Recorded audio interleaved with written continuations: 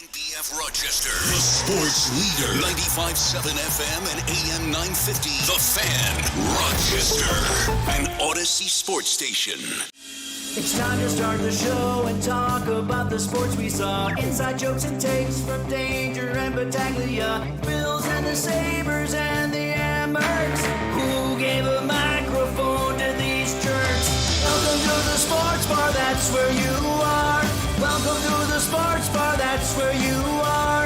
Welcome to the sports bar, that's where you are. With Danger and Battaglia. A very good afternoon to you. Welcome on into the sports bar. Danger and Battaglia, glad you're with us at 95.7 FM, AM 950. The Fan Rochester, and you're free to download Odyssey, iHeartRadio, or TuneIn apps. You can also find the stream on our YouTube channel at The Fan Rochester. Like and subscribe while you're there. Gino, I just needed the Reds to win last night. I don't really care if the Reds beat the Dodgers. I just wanted a game 3 between the Dodgers and the Reds. I wanted the schedule to remain the way it was the last couple of days because I knew if they lost, they were going to push the schedule up. And so rather than get the early first pitch from Cleveland at 1 o'clock, instead we're getting it now at 3 o'clock, which pushes my Cubs to 5 o'clock. And I have a commitment tonight at my daughter's school. So I'm a tortured sports fan this afternoon. All right.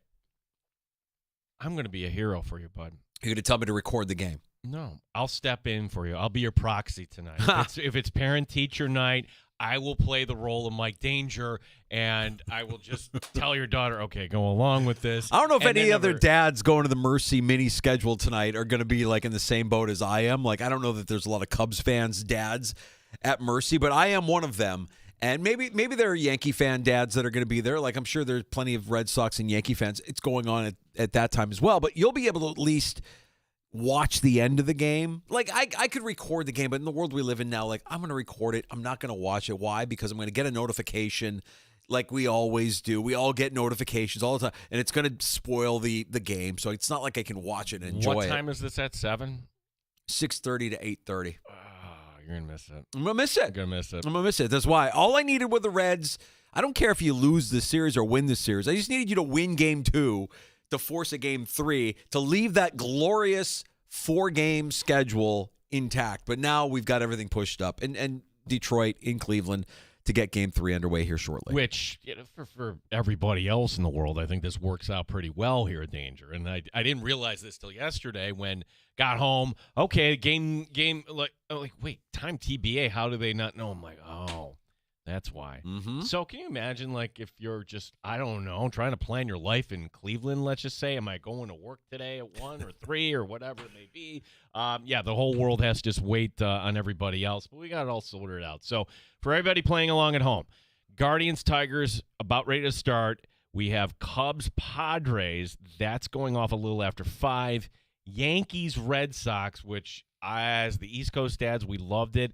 It's not bad. I mean, it's going to be a little after 8 o'clock tonight. Fine. So, yeah. Fine. And I think given where we are, winner-take-all games, and these are going to be fun. This has been a fun wild card round. But no matter what the outcome here, the divisional series are going to be a lot of fun. I mean, when you have the Dodgers and the Phillies, which we kind of assumed was going to be the case anyways, but knowing Shohei is going to go out there game 1, they saved Shohei going into Philadelphia. Philadelphia, by the way, how did they stay sharp? They did an inter-squad scrimmage. They sold tickets, 31,000, just to watch practice, essentially. Yeah, they're going to be there for blood. Freaks. So on Friday. And look, if we get the Padres in, ultimately, Padres-Dodgers would be so enticing. But if the Padres can't make it, Danger, you get Cubs, Milwaukee. Milwaukee, the hometown guy who said he'd be with Milwaukee and was so proud and blah, blah, blah. Oh, they don't like Counsel that guy. is going back, yeah. The Milwaukee fans have had it with Craig Counsell. That's a traitor, an absolute turncoat. That will be a lot of fun if it works out that way. I mean, it's been an exciting couple of days in Major League Baseball. We're going to talk more about it with Jim Riley, our buddy from Ballcap Sports, who you can find on YouTube at Ballcap Sports. We'll talk some Major League Baseball with him coming up later on this hour. Yeah, as Yankees-Red Sox being a focus tonight. I'm asking this seriously, and I'll ask Jim this too. If the Yankees lose tonight, does Aaron Boone's tenure as Yankee manager come down to 9 innings plus tonight? Does it come down to one game? Because you look back to game one, like, no Rice, no Chisholm, and then you see what Chisholm did last night. And Rice, for what it's worth. Yeah. First at-bat, first postseason at-bat, gone. Chisholm won that game for the Yankees. With his glove, too. Defense and, his speed. So was that Boone, his motivational tactic by keeping them out of game one, or was it the analytics? I mean, Boone didn't have a hand in signing Chisholm last year, right? I mean, like, that wasn't his thing. That was he traded for him. Right. So good player, now a Yankee, and man, that speed kills. It was a fun play, fun game. The Yankees scratch out a win to force the game 3. And they actually had a bullpen.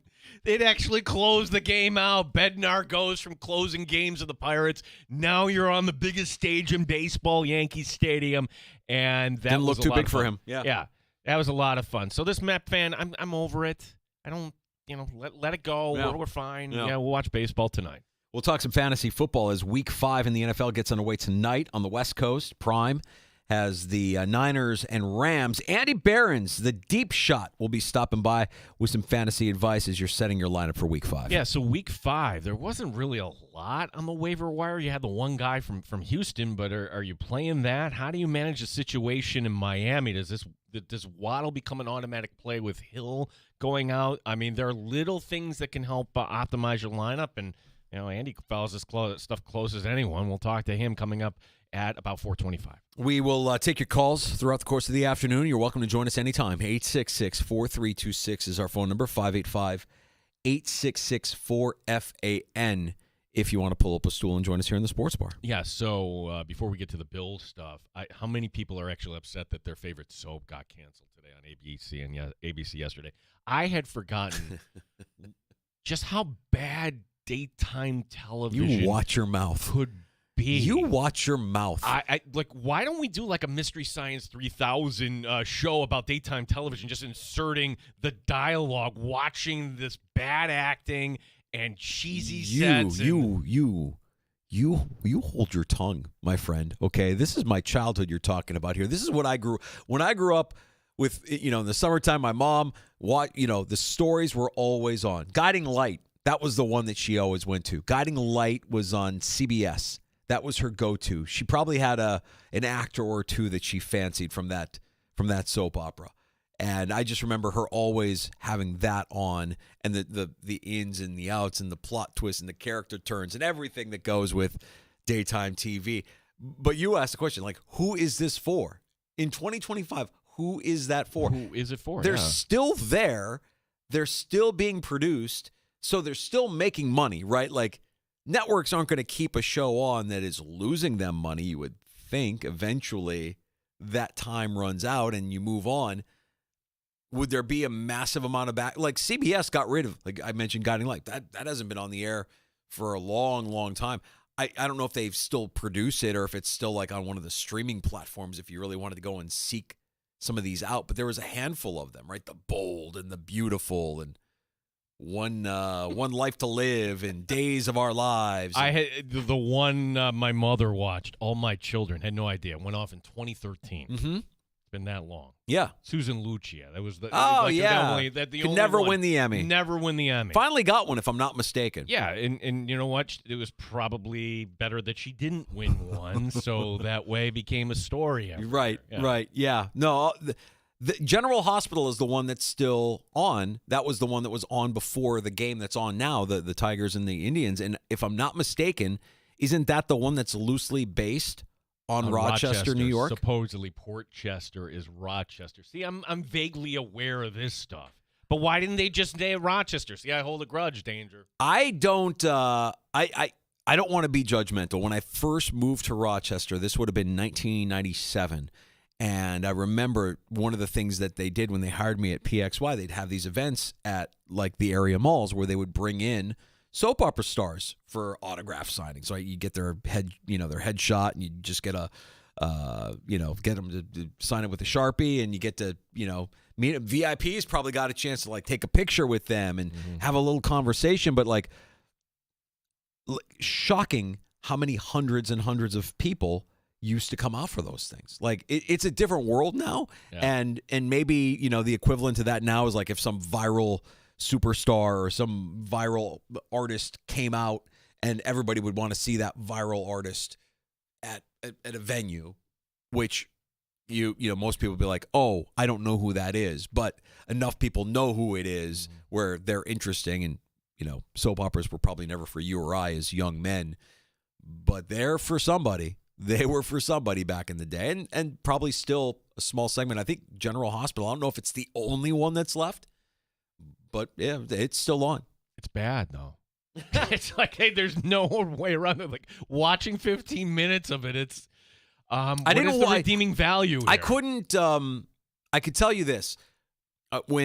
Before the sports bar was a thing, I would record shows for our sister station, The Buzz.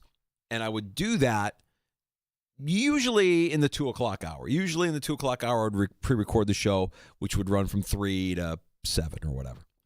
And Spazzano and Sandy would always leave the TV on 13 when they'd leave the studio. And so General Hospital was always on.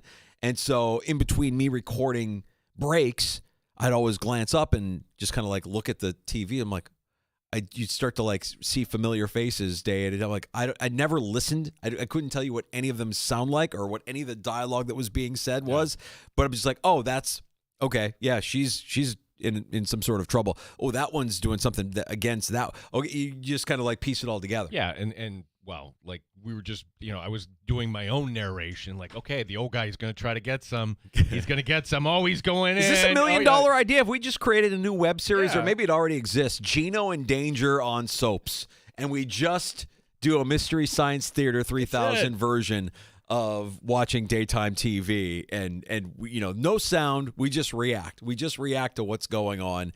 According to what happens in our mind. Like, yeah, the old guy's going in. Oh, the old guy's a little too aggressive. She pulled away. She left. Creepy old guy. Maybe drunk. Maybe a drunk as well. Well, he's gone. She's gone. Maybe next episode. That's the cliffhanger for the next episode. Will they or won't they? Will they reunite? Will they get back together? We will see. We will find out. All right, let's. Maybe that's your next act, Danger. Like you'll be a soap star. Can't be that hard. I don't want to be a soap star, Gino. Come on now. You could be the old man. No. Yeah, okay, thank you. Let's get to the Bills as today, another practice, one day closer to the Sunday night affair against the New England Patriots. I got the Dan DeLorean outdid himself today. I mean, just I'm looking at every soundbite that Dan DeLorean has pulled for us in advance of this game. And I know a lot of you are wondering, what is this going to be like for a former Bills receiver, his first time back in Orchard Park since leaving the team? And Matt Collins had this to say. No, it gets loud in there for sure. Yeah. There's plenty of nonverbal stuff that we have. There's plenty of talking louder things that you have to do. So it's not like it's so loud that you're just incapable of communicating with each other. Okay. This is Matt Collins. Yeah, I see what you did there. No, Stephon Diggs, I anticipate that most Bills fans will rain boos upon this man. But when you listen to everything that he's been saying leading up to this game, it's so perfectly Stephon Diggs. It's the right thing to say. He's being political, and he's saying all the right things about the fans, about the stadium, about the team, about the former teammates. People need to understand he's a sharp dude. Yes. He is very intelligent. Now, when he gets on the field and he's emotional. You play this game and high emotion is a thing, and you see him, like confronting the quarterback, talking to the head coach. As I've mentioned the story before, flipping out in the tunnel after a playoff loss that ends your season, that's all emotion. But if you sit down and listen to him, okay, this guy has a high IQ. Yeah, he's a very emotional guy, but he is smart, and he knows that he's coming in to a hostile environment. It's crazy because, being on the other side of it, I've saw it, I witnessed it multiple times, week in and week out, just being on the other side. So going in there and only way you can control the environment is staying in the green, getting behind the 8. The fans and everybody else, they feed off it, just like any fan base, but that fan base in particular, they're going to look to be rowdy on certain downs, on early downs, and put you in mistakes and put you in a bad spot. So going in there, and handling it well is going to be big for us. And, it's another test for us. I feel like we've had multiple tests throughout this season. Some of them we answered, some of them we didn't. We're going to do everything in our power to go in there with the right mindset. And, I've been there for a while, so I'm trying to give them everything, at least a little bit that might help. He's saying all the right things. For Josh Allen, what he said following the Ravens game, if this is a game that maybe doesn't go Buffalo's way, if you're going to the game Sunday night, you better stay to the end. Just say that. Yeah. Speaking of Josh Allen, he has thoughts on his former wide receivers now on the opposite side of the field. He's obviously still a fantastic player, and you got to kind of know where he's at on the football field at all times. We played him last year, so I don't think it's anything super crazy, but obviously being back in Buffalo, who knows if the emotions are going to be heightened for him or for the fans or whatever it is, but we're just going to go out there and try to perform the best we can. See Matt Collins. Very excited to see Matt Collins, yes. He made a very lasting impact in his one season here, and he's, again, another Buffalo kind of, folklore legend. We do miss him. He's awesome. Having some success over there in that offense too. So, it'll be fun to see all the guys. Rain boos on Mac Hollins more than on Diggs. I mean, Hollins only gave you 1 year, and he was weird. He's walking around without his shoes on. You're forgetting one guy here, Danger. This predates the sports bar. Guy's the offensive line coach over there, Doug Marrone. Oh. Doug Marrone is in New England. Oh. That arrogant, they're going to call Quitter. me Saint Doug. Quitter. On New Year's Eve. Coward. Coward, quitter, loser. Now he's the offensive line coach? Bills by $1 billion. We'll make a prediction tomorrow morning with Tommy Tells It Like It Is on CMF, but I know a lot of people are saying, should the Bills be on upset alert? Should the Patriots look? They're cute, and it might get to a point where the Patriots are more competitive or at least closer to where the Bills are. I still think that there's a wide gap between where the Bills are and where the Patriots are. And the Patriots aspiring to be where the Bills are still have a long ways to go. Oh, this is going to be fun here.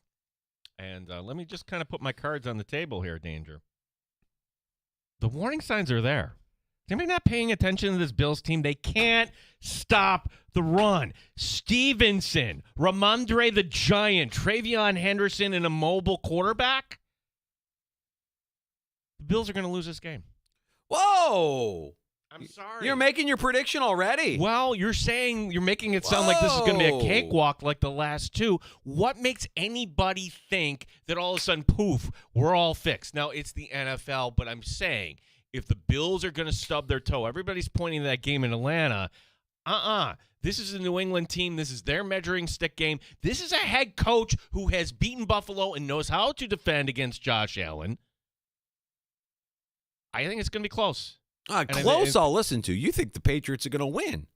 A close win for New England. I can't. I'm probably the only one in Western New York that sees this, but why does everybody think all of a sudden the run defense is going to prop itself up? You nearly lost to a bad team in Miami. Miami said, all right, let's run into the kicker and turn the ball over at the worst possible time.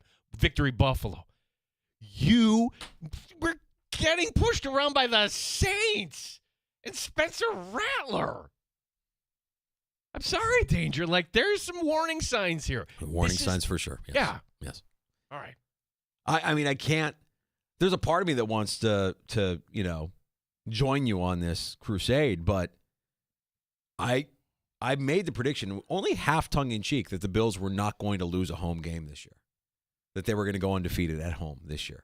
Well, if they get this one, hard for me to see them not being up for Kansas City. But that'll be a fight. If they get by Kansas City, Tampa Bay, that's tough too. The Eagles at the end of the year. If the Eagles need it. Yeah. If the Eagles need it, it's there's a lot here in between. Yeah. Cincinnati, I'm not worried about now. Not anymore. No. Yeah. So you know which direction I'm leaning, because if I made that prediction, this is a home game. But I think there is reason to think the way you are thinking, that this will be a close game that New England can win. I think you forgot about something, too. Who's on that New England sideline? Hey, he's the backup now, Danger. You forget? Oh. Yeah. Is he active on game days? He better be. Of course he's kidding? active on game days. Because he's Italian! Tommy DeVito coming in. You could have had me in Buffalo. Instead, I got to go to New England. Not on. Well, we'll have the game for you here on the Fan Rochester. Kickoff, of course, after 8 o'clock. Pre-game coverage gets underway at 4 on Sunday afternoons. Shaping up to be a beautiful weekend of sports action. We are spoiled. It is October. It is elite season. It is the best month on the sports calendar. We got a lot to get to throughout the course of the afternoon as well. We'll get to a round of shots. We've got some fantasy football talk coming up with Andy Behrens in the 4 o'clock hour. Next, we dial it in on baseball. Major League Baseball postseason is underway. Of course, the Wild Card Series wrapping up today with 3 Game 3s. Jim Riley from Ball Cap Sports stops by the sports bar. We'll get his thoughts next on the Fan Rochester.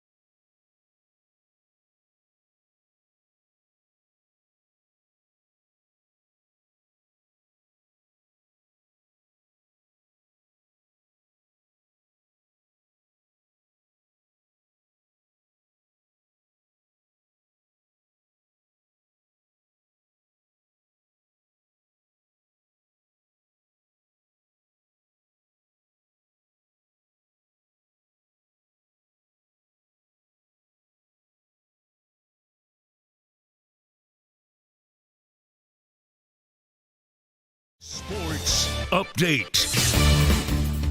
Bills back at work today. Dorian Strong and TJ Sanders added to the injury report. Strong not practicing today. He's got a neck injury. Sanders limited today with a knee.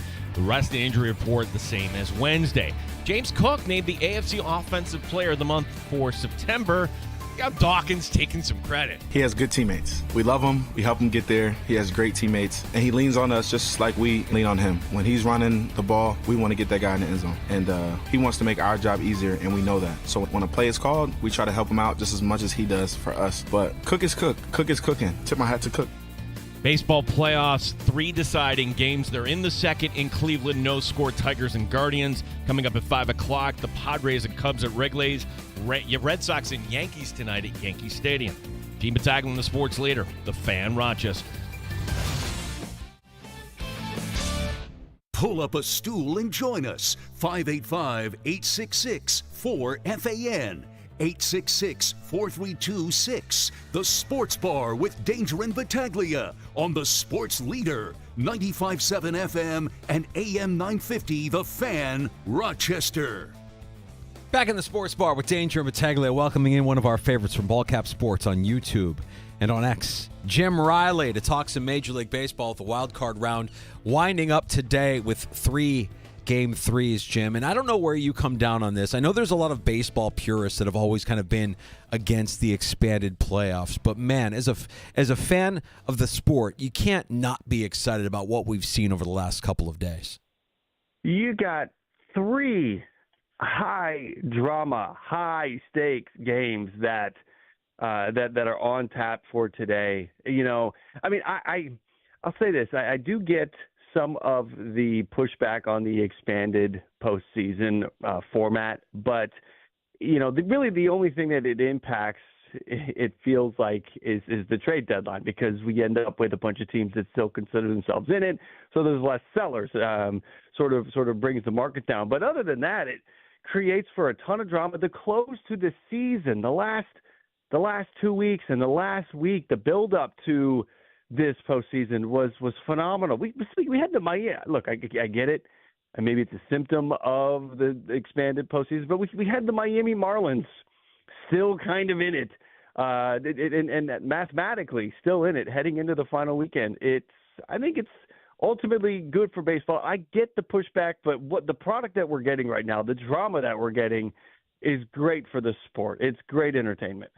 Jim, let's start in the Bronx, where I thought Game 1, Yankee fans upset with Aaron Boone. Like, you should ride or die with your guys. And there was Rice, and there were Chisholm on the bench, and Chisholm not happy about it. And wouldn't you know, both would have a role, particularly Chisholm, in the Game 2 win.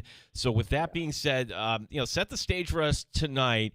And if it doesn't go the Yankees' way, could you see the Yankees moving on from Aaron Boone?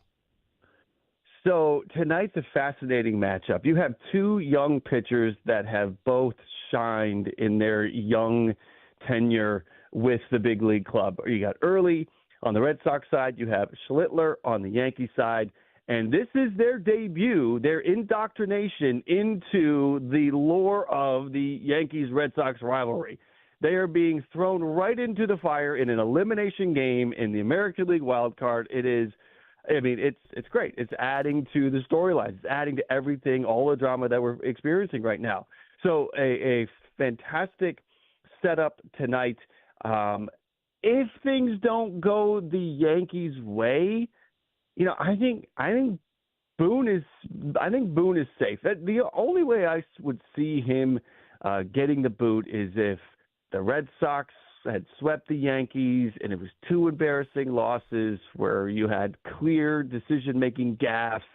I mean, you could argue Game 1, decision-making gaffes, check those boxes, but pulled the right levers in Game 2, getting his guys back in there, leaving Carlos Rodon in there in the 6th inning to get out of a jam, trusting his guy.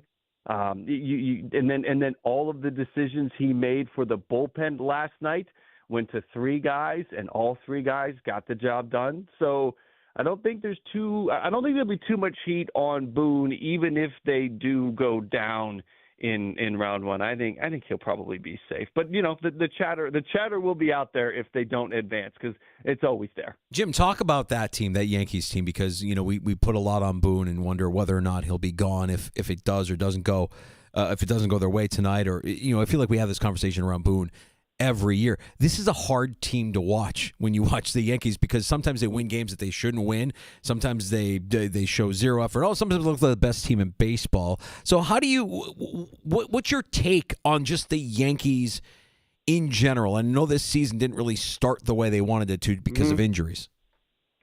Yeah, it feels like a team. We've had some great stories this year. The debut of Cam Schlittler, that has been great. Luis Gil, after he returned after his long absence, coming back from injury, he looked really good. Fried and Rodon. Remember, it was supposed to be Fried, Rodon, and Cole. Yes. And they've had to operate without Garrett Cole. So the rotation has held in there. Will Ward put together a quality season. From a hitting perspective, the season that Trent Grisham put together was out of nowhere. Nobody expected that. I don't even think Trent Grisham expected that. The development of Ben Rice is phenomenal. The season Aaron Judge had.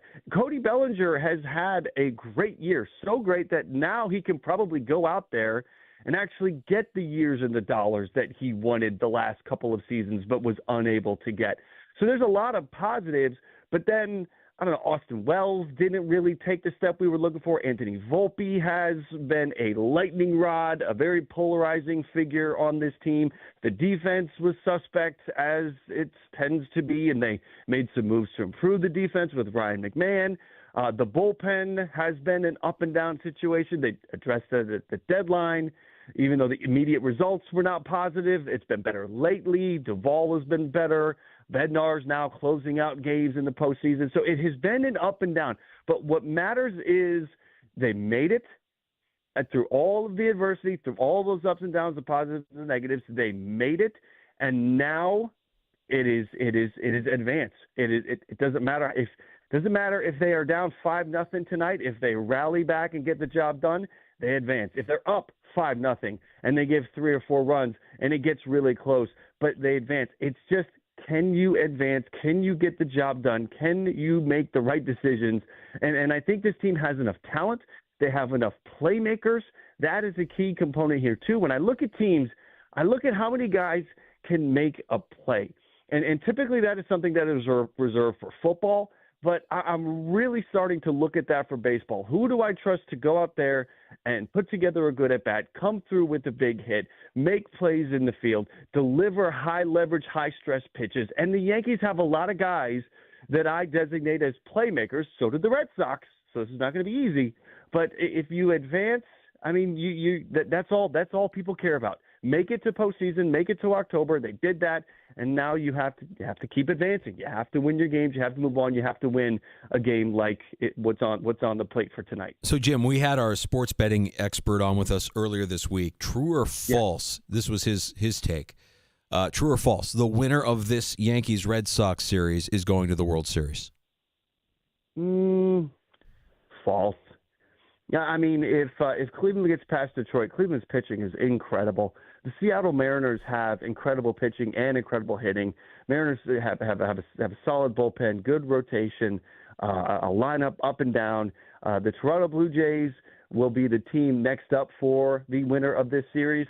And while news has come out today where it does not look like Bo Bichette will be ready for the divisional round, which is a blow to the Toronto Blue Jays, the Toronto Blue Jays are still a formidable opponent and will not be easy to get through. So I wouldn't put it all on this series and say that the winner of this series is going to the World Series, because there are several good teams that will be standing in their way each juncture down the line. Yeah, we're talking to our buddy Jim Riley, Ballcap Sports. No score, bottom of the second, Guardians, Tigers. We will keep you updated on that.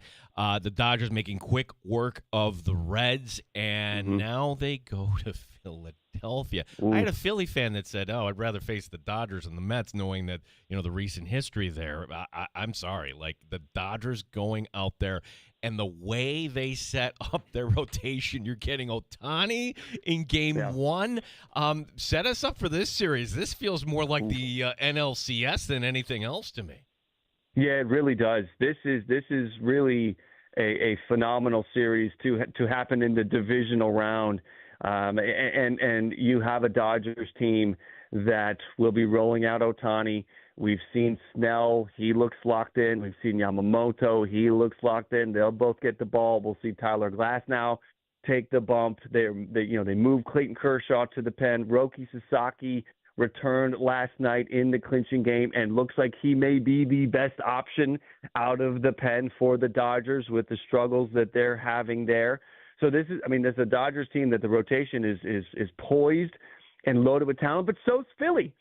Philly is no joke with Christopher Sanchez, Jesus Luzardo, and Ranger Suarez, and even Aaron Nola, the old stalwart there, is been pitching better to close the season. So maybe he can be trustworthy, or at least feel confident giving him the ball. And if it gets rocky, you have a quick hook. But this is a Phillies team that the starting rotation. It's not the names.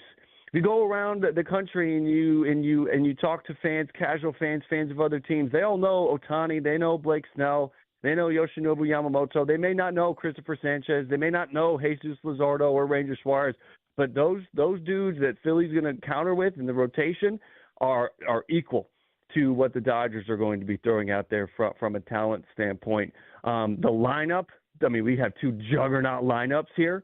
And so that's going to be incredible to watch. We'll see great pitching going up against great hitting on both sides, and the Dodgers are getting the step-up performances from the rest of the guys in that lineup, not named Ohtani, Betts, and Freeman, and they're still getting what you expect to get from Freeman and Betts and Ohtani. So on top of it, last night, the bottom of the lineup for the Dodgers, the bottom three hitters were on 6 times and scored 5 of the runs. So when you're getting that contribution from outside of the future Hall of Fame bunch, this is an unstoppable lineup.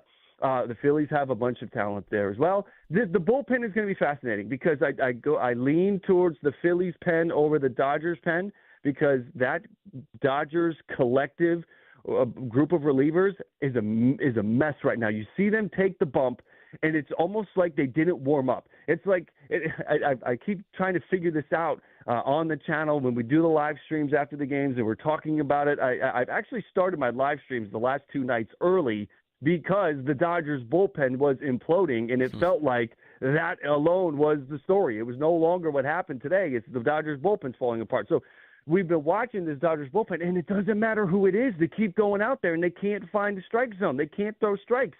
It is a fascinating it's a dumpster fire, this Dodgers bullpen, and it could cost them. You got to get past a Phillies team that is your equal in many areas, and if you get past the Phillies, you're going to have another juggernaut waiting for you, the NLCS, and then you're going to have another team in the World Series that is playing good baseball. This bullpen has to find a way for the LA Dodgers. I have started calling it the BS pen because of the disaster that it is. Again, it just looks like nobody goes out and has warmed up because they're flying open. They look the balance is off, and they can't find the strike zone. Jim, in about 90 minutes, we get Game 3 from Wrigley with the Cubs hosting the Padres. And, selfishly, I want the Cubs because I'm a Chicago guy, but also, man, what a series we could have with the Cubs and the Brewers, the Craig Counsell series, blood in the streets of Milwaukee. Set us up for Game 3 before we start talking about who the Brewers' opponent will be in the divisional series. Yeah, the Cubs and the Padres, it's funny because of everything that's going on, how much the Dodgers grab the spotlight, and you have the division rivalries with the Tigers and the Guardians and the Red Sox and the Yankees. The Cubs and the Padres, it's almost like these forgotten series here, but it is a really interesting situation heading into this third and final game. It's Darvish against Tyone. It is a Cubs lineup that is one of the best in baseball. It is a Padres bullpen that is one of the best in baseball. So these are two teams that have qualities that are just epically awesome. And we see them go head-to-head. Yesterday, that Padres bullpen was lights out. You could not touch them. The Chicago Cubs get 4 hits. That's it. I mean, there was some heat. Craig Counsell took some heat in yesterday's game, leaving Imanaga in to pitch to Machado when Machado hit the 2-run home run. But that's not why they lost. They lost because they could not get on base. They could not collect the hits. And when they did get a runner in scoring position, they quickly got out. So today the Padres are going to throw Darvish. And I'm not too sold on Darvish at this point in his career, and especially when we've seen what we've seen from him this year. So I think that the Cubs could put themselves in a situation where, Kyle Tucker finally comes through. He's had a slow first couple of games here, and all eyes are on him because of his pending free agency. I can see the Cubs maybe grabbing a couple of runs early, and then it is going to come down to it's going to be a battle of bullpens. The Cubs bullpen was perfect in game 1. The Padres bullpen was near perfect in game 2, and I think we get to a point where it's whoever scores. Whoever can put a couple of tallies on the scoreboard early is the team that's going to win this game, because once we get in the bullpens, it could be lights out. Jim, last one from me, and the analogy here I would draw to this was the NFL MVP race last year, where I thought you had two worthy candidates, and people would die on the hill for Josh Allen or Lamar Jackson. And, gosh, the American League MVP, same sort of deal. It's still, for me, I think Judge gets it. I think just by a hair. It's not to disparage anything that Raleigh did out in Seattle. Who has your vote? This is an interesting one. I think when we consider all of these statistics, when we think of things like WAR, when we think of WRC plus and all of these numbers, I do believe Judge is still ahead of Cal Raleigh, and therefore there's going to be a lot that are or on Team Judge for this thing. But it's still the writers who decide this thing. It's not that we put all the numbers in a machine and then it pops out the MVP candidate. These are writers. These are writers that are swayed by the romantic nature of baseball and the numbers, the relationship that baseball has with numbers. So the fact that Cal Raleigh hit 60 home runs, and it's only happened a couple of times, and a couple of those times it was not legitimate, I think that Cal Raleigh has a real chance. I'm going to say Cal gets it, and it's because he hit 60. It is the writers who can be swayed by seeing something happen that almost never happens, and we may not see it happen again for a really long time. I know it's happened a lot lately because Judge did it a couple years ago, and now we have Cal do it this year. But we could go 50 years and not see somebody hit 60 home runs again. I think the writers are aware of that. I think they will reward Raleigh for hitting the 60 home runs. I'll tell you this. I think let me throw this question back to you guys. If Aaron Judge is not on the Yankees, do the Yankees make the playoffs? And if Cal Raleigh is not on the Mariners, do the Mariners make the playoffs? I think the Yankees could still be in the playoffs even without Aaron Judge, whereas the Seattle Mariners, no shot, would be missing the playoffs if they did not have those 60 home runs from Cal Raleigh. That's just something I'll put in your mind as maybe something that could weigh a little bit more in Cal Raleigh's favor, even though Aaron Judge, with the numbers, with the stats, with the metrics, will probably finish ahead of Cal Raleigh in many of those qualifiers. Jim Raleigh, let everybody know about Ball Cap Sports on YouTube, how we can get more of your baseball content. Yeah, guys, this is a lot of fun right now. You can find me on YouTube. You can search Jim Riley, Ball Cap Sports. Right now we are live streaming once these games come to a close. So we have some late nights right now, but it's a lot of fun. It's a lot of excitement. We'll do this throughout the entire postseason, and then we get into the offseason, and we carry you through the offseason as well with all the news, the rumors, the free agent, and the trade speculation that's going on, and we break it down. We dive into it. It's going to be an amazing October and November and December. Don't sleep on those months either because of all of the transactions that go down. It's a great time. This is one of my favorite times of the year. Yeah, Jim, let's do this again real soon. Appreciate the time today. Yes, definitely. Thank you, guys. There he is, Jim Riley, Ball Cap Sports, talking some Major League Baseball postseason. No score in Cleveland here. Top of the third between the Guardians and the Tigers, and Cubs and Padres coming up shortly after 5 o'clock. Do you buy his thought that the baseball writers will sway the American League vote? I can't believe he would mention baseball writers. And you're going to talk about baseball writers and the big dumper? I can't believe you would do that. Yes, I do. It's me. It's me, John Heyman. And this whole thing has been a disaster.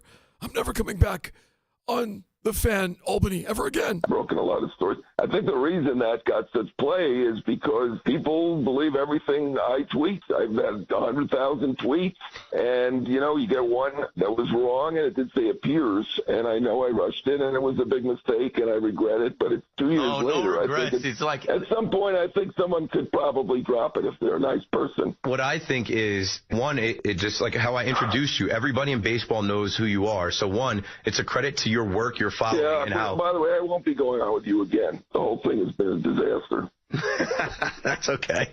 I can't even believe you said that to question my integrity. Are you being serious right now? I'm being serious, yeah. John. Asking me if I'm getting a cut because I have a relationship with an agent. That's outrageous. I know you're not a journalist. You don't know anything about this. I know you don't, but that's an outrageous comment. You should know that it's much. Friday night at 8:30, John. You should know that much. And I am not. I'm done with you. I am not I'm taking done with this that WFAN. serious. Goodbye. John, thank you for I joining can't us, even John. believe it. Thank you, I can't John. even believe it. Thank you, John. Appreciate your time. He's got to get to bed. I did not expect it to go that way. Baseball writer. Just absolutely melting down on WFAN. Oh, excuse me. Hello. Baseball writer, is that you? Well, yes, I just feel like I had to call in.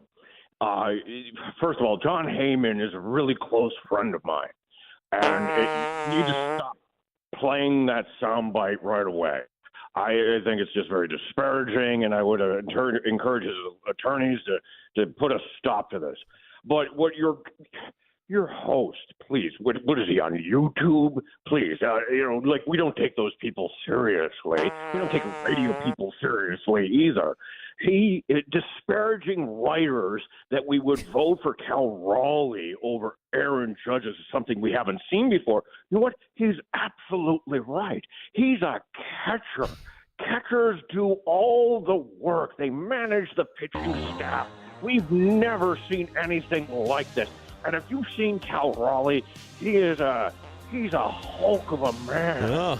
And Wow. I think he's going to lead Seattle to the World Series. So I'm not disparaging Aaron Judge, but let me get one thing straight. My vote is for Cal Raleigh of the Seattle Mariners. Hey, baseball writer, it's me, John Heyman. I'm here with you on the Fan Binghamton. How have you been?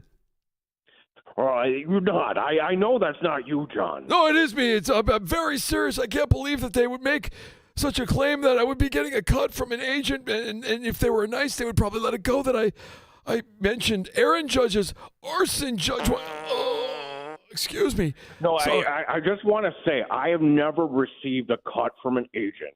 However, they take us to nice steak dinners and vacations, and there's other perks. I know these radio guys, they don't know anything about journalism. They have zero credibility. This whole thing has been a disaster, and I'm with you. I'm giving my vote to the big dumper. Can't believe it. Excuse me. I'm hanging up now. Okay, baseball writer. Your show in Rochester is a joke, by the way. I'm in Rochester. I thought this was Utica. Fan Utica. No. There you have it. Baseball writer coming back into the sports bar. Oh, hey, Gene. How are you? Well, I lost you there for a little bit. Just, do you have an step emergency? aside whenever we get that. Yeah. Sort of. Understand.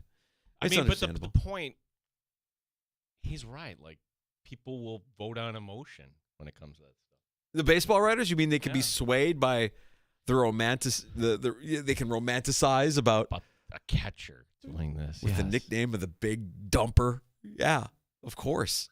The big dumper would get baseball writers' vote. Oh, see, I didn't even missed it. Detroit went ahead here. Yeah, Detroit got around. Yeah. We're going to take a break. We're going to come back. We're going to talk some fantasy football. Eddie Behrens from the Deep Shot stopping by in about a half an hour or so. Some other notes from around the NFL is they're in Europe again. Roger Goodell in London speaking to the media today and making something very clear. This is not a surprise.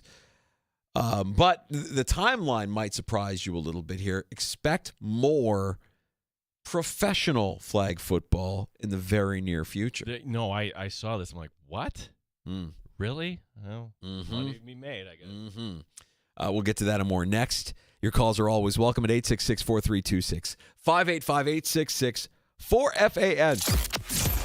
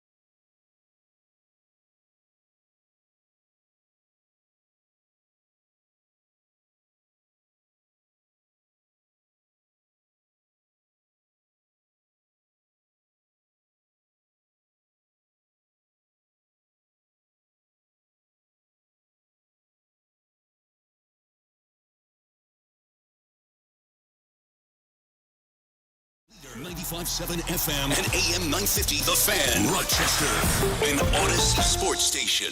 The Fan, Rochester, sports update. Injury report today. Dorian Strong, TJ Sanders added to it. Strong has a neck injury. He did not practice. The rookie Sanders limited today with a knee. The rest of the injury report the same as Wednesday. James Cook, an honor for him. He was named the AFC Offensive Player of the Month. Josh Allen loves handing the ball off to him. Again, I urge everyone to watch him when he doesn't have the ball because he's just as exciting to watch. He's constantly following the ball, constantly turning his head and running and trying to spring an extra block for whoever has the ball. He's an all-time teammate, and he's gotten everything that he's deserved. They go to the fourth in Cleveland, where the Tigers leading the Guardians in the deciding Game 3, 1-0 again in the fourth. Padres and Cubs in Game 3 coming up at 5 o'clock. Yankees and Red Sox, do or die for both teams. That's at 8. Gene Battaglia, the sports leader, 95.7 FM and AM 950, The Fan, Rochester. It's time to start the show and talk about the sports we saw. Inside jokes and takes from Danger and Battaglia. Bills and the Sabres and the Amherst. Who gave a microphone to these jerks? Welcome to the sports bar, that's where you are. Welcome to the sports bar, that's where you are. Welcome to the sports bar, that's where you are. With Danger and Battaglia. We're back in the sports bar. Glad you're with us at 95.7 FM, AM 950, The Fan Rochester in the Odyssey, iHeartRadio, and TuneIn apps, and also streaming live on our YouTube channel and on Twitch every afternoon from 3 until 6 at The Fan Rochester. Like and subscribe while you're there. You can also engage with us on X at The Fan Rochester with a lot of reaction to yesterday's guest, Fitzy, who joined us during happy hour. My goodness. I want to say it was Chris in South Central Kentucky, one of our favorite regulars, who mentioned Fitzy, the cure to the common Binkley. Yeah, that's how an opposing team comes into the sports. I'm friends with Binkley. I know. Fitzy is though a different animal. That is, yeah, cut from a different cloth. Wow. And by the way, you can get our podcast if you miss any of our guest appearances. Find those for you wherever you get your shows, including Spotify and Apple Podcasts. Just search out the Sports Bar. You mentioned in your update, Gino, James Cook, AFC Offensive Player of the Month. Look, it's an accolade. It's an award. The Bills look really smart for signing Cook to the extension that was potentially a distraction there during training camp. 75 rushes, 401 yards, and 5 touchdowns for the month of September. He leads the league in touchdowns already. Okay, so 75 times 4, 300 carries? He's on pace, actually more if you count the 17th game, and then maybe the Bills don't need it. That's got to get dialed back. I think we all can kind of agree. No. I want to see a little more Ray Davis and Ty Johnson, but it was working. And as you heard Josh Allen in the update, like he's doing other things. I go back to the AFC Championship game, and we could all blame Dalton Kincaid. We can blame other things, the officials, whatever you want. It's an easy second guess. You have the ball with ample time. It's not a 2-minute offense. It's more than 3 minutes, and you're not putting Cook out there the whole time. You could run the ball with ease. Anyways, that's done. It's a new year, and it's an opponent danger that, if you were with us in 3 o'clock hour, and I might be the only one in West New York doing this, the warning signs are all there. Are we just not going to pay attention to them, that the Bills are having trouble stopping the run? And we could rationalize it away. Hey, it's the personnel that's hurt. Well, L. Oliver might come back. Maybe Matt Milano comes back. Hey, it's the guys that are suspended. Oh, I don't know. Are they going to be back? Hey, maybe we'll get some new guys in there. Well, Dorian Strong was a guy that they gave a little taste to. Now he's on the injury report. Bottom line is, show me that you can stop the run. Show me you can get off the field on 3rd down. You should have been upset by the Dolphins, for crying out loud. You were in danger at one point in the first half against the Saints. And they all ended up being okay, double-digit wins. Great. Awesome. This is the Patriot team that's going to use this game as a measuring stick.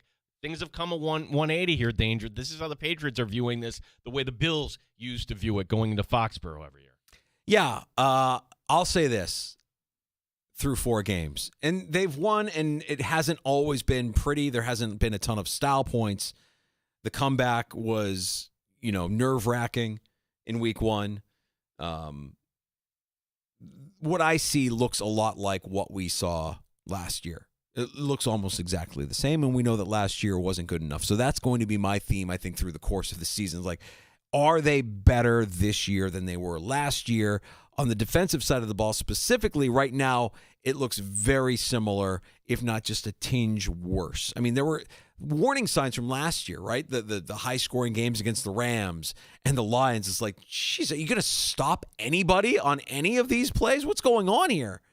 So the defense is a concern. But if it is deja vu all over again, and what we're seeing this year is very similar to next year, can the Bills' defense keep New England in check to the tune of less than 27 points? Because if they can, I think they win this game. And for as much has been made of Drake May and how he's looked through 4 weeks and this Patriots offense with Josh McDaniels calling plays again, I need to see it as well. I need to see them do it against a quality opponent, not against Carolina. So, and all that being said, I think one of the things I said as a bold prediction earlier this year was that the Bills are not going to lose a game their final season at Highmark. This is a home game for the Bills. They're wearing those flash rivalry uniforms. They're going to be fired up. Everybody's going to be lathered up and ready to go. The fans are going to be, Diggs is coming back. He's going to hear it. I have a hard time believing that the Patriots are that much better that they can, like anything, it'll probably come down to turnovers. And I'd say that Drake May is probably more turnover prone at this stage of his career than Josh Allen. So we'll see how it goes. Yeah, that good stuff. 585-866-4FAN, 866-4326. We will talk to Andy Behrens coming up at the bottom of the hour. We have a game tonight. There's so much going on. Yeah. Here. That's actually an interesting game. It's the Niners and the Rams. And I think we're kind of looking at the Niners like, you've been winning games, but you shouldn't be losing at home to Jacksonville. I still like the Niners. Through it all, I still like the Niners. I don't know what it is. Maybe it's Salah being back on the defensive side of the ball. I think you've got enough offensively. If McCaffrey goes down, then I'm going to start to question things. Like Christian McCaffrey can carry that team. We need Purdy to be healthy. Losing Bosa sucks. That's tough. Yeah, but Salah will get those guys fired up at minimum. I think he's a good defensive coordinator, not a good head coach, but a good defensive coordinator and knows how to fire those guys up. So I'm going to be fascinated because if you asked anybody in Rochester, what are you watching tonight? I still think we're a baseball town. Yankees. Yeah. Yeah, Yankees, so Red Sox. What do you think the number? This could be a win for baseball tonight, actually. I mean, rivalries are great, right? This is a West Coast rivalry that the prime audience is getting. It's still the NFL. The NFL is king, and we all bet on it, and chances are you have Puka Nacua or Devontae Adams or any number of countless guys. Cardi, the kicker. I got the kicker for the Rams going tonight, Gino. Paying attention. Of course you are. Need Cardi to go nuts. I'm hoping it's a Thursday night game, not a lot of touchdowns. Sloppy field goals, drives stalling out. Give me Cardi at home, kicking a bunch of field goals. That's my rooting interest for tonight's game. But I think you're right. I think most sports fans tonight are tuning into Yankees Red Sox. Win or go home. I mean, this is a Thursday night game on Prime. These teams aren't even prepared to play on Thursday night most of the time. If you want quality, give me the drama of a winner-take-all game in the wild card round between rivals. I'm going to stop short of the pin here if I'm playing this out, meaning I thought P.J. Glasser had a bold prediction. Whoever comes out of Yankees Red Sox is going to the World Series. Wow, that's something. I think whoever comes out of this goes up and beats Toronto. Now that Bichette's not going to be playing, Toronto didn't finish on a high note, and I just think that they're going to be primed to take out the Jays. I just think Seattle's going to be too tough on the other side. Seattle will get by. I think Seattle ultimately gets to their first World Series. Interesting. I like PJ's take. I'm with it. I think that where PJ's head is at is where my head is at as well. All right, so you're basically, and also you said the Yankees in 3. You were right after the Yankees lost. You're like, they're going to come back. So you're saying Yankees are going to the World Series? Yeah. Yeah, I don't know. I don't have a ton to base it off of other than They're the Yankees. They're maddening, but they seem to get it together when they need to get it together. I don't have faith in the Jays. And I think if you're talking about a series between the Yankees and the Tigers or Guardians or Mariners, I'm going Yankees. Even though they'd be underdogs, I'd go Yankees. Yankees-Mariners would be a lot of fun. Dodgers-Padres would be a lot of fun. Now, okay, true or false, the winner of Phillies-Dodgers goes to the World Series. True. I'd agree. I think so. But hearing Jim Riley say, look at the Dodger bullpen, he's right. They're so good, you just don't realize that their bullpen is really nothing. They have gone and they've tried a bunch of different options. They just don't have anything. But I think they're going to do something unexpected, Danger. I think Ohtani's going to go to the bullpen. Whoa. I think like that would be, you get him to start here in game 1, and then moving forward, you're going to use him. You're going to use Kershaw. You're going to see totally different guys in the bullpen for Los Angeles. The Bills at practice today. Lots of chatter, as we learned yesterday that Ed Oliver, Matt Milano, Spencer Brown all practicing in a limited fashion. Today we heard from Ed Oliver. I didn't know that this was a rumor. Did you know that this was a rumor? No, and the way Matt Perino put out the tweet, putting it in caps, Ed Oliver did not, in caps, injure himself falling off his horse. What happened? I got stepped on in practice. Is that what you heard? That's what we were told. All right. That's what happened. I heard I fell off a horse. A horse hurt me. I heard all kind of stuff. But I can promise you somebody stepped on me at practice. Okay, so he did not fall off a horse. Who's asking the follow-up? Like, that's what we were told. Yeah, that's what we heard. That's what we heard. Yep. Like, that implies that, okay, is this really true? I'm watching this video of Ed Oliver, seeing that if he's looking down and to the left, that's always kind of a tell. Like, are you lying? And it wasn't doing that. I mean, he came across as believable. I would just say this. For anybody that would believe that, wouldn't we have heard about that by now? It feels like the kind of thing. You remember when, like, freak injuries would happen to players? Jeff Kent. I remember this. This is going back years. The guy who batted right in front of Barry Bonds. Oh, my gosh. He was washing his car, and he fell off his pickup truck. No, he wasn't. He was riding a motorcycle and was doing pop-up wheelies. Okay, that's how he hurt his wrist. Like, Kevin Cobb, I think, is the most is egregious. Like slipping on a mat, on a shower mat is ridiculous, right? Maybe he did fall off a horse, and they don't want that going public. They don't want people knowing that Ed Oliver fell off a horse. Well, if anything from Hard Knocks, like there are some risky behaviors. Jim Kelly and other players, like they had it written in their contract, no skiing. Yeah. Okay, so how is that different than Deion Dawkins' drift? That's what scares me. Like watching him drifting in his car, and I'm sure it's safe-ish. But I mean, come on! Every time you get behind the wheel, when you're, pulling off those maneuvers, albeit in a controlled environment, I'm just like, at what point do we hear Deion Dawkins broken collarbone? Well, where did that happen? It happened in practice, obviously. I mean, he just broke his collarbone in practice. Well, this is the fine line, right? Like you're trusting these guys to be men. It's a culture where we want you to be the best version of yourself. And you're going to trust these guys, even though there are things like you wouldn't want your own kid to do, Yeah, it is. But again, maybe this is part of what makes the makeup of this team special, that you have the freedom to ride your horse if you love horses, like Ed Oliver does. And where other teams might frown on that or write it into your contract, like thinking of Kyler Murray and his PlayStation clause, right? You need to bring your iPad and you can't be on Call of Duty. But you're allowing them to be who they are in this environment, provided they aren't knuckleheads about it. Now, accidents are going to happen. And I'm not saying he fell off a horse, but if he did fall off a horse, would you hear about it? Would the Bills want you to hear about it? Probably not, because that then opens up a whole nother box of questions like, what the hell are you doing letting him ride his horse during the season when you got a game on Sunday? There was a conversation. This is going back years, but follow me on this. Like we were talking to Vic Carucci at camp, And can you imagine two Bills coaches getting into a fist fight and one putting the other coach's head through the wall? That happened. Yeah. And they tried to cover it up. Yeah. And Vic was in the middle of this as the reporter, and people were pulling aside, okay, this is what really happened.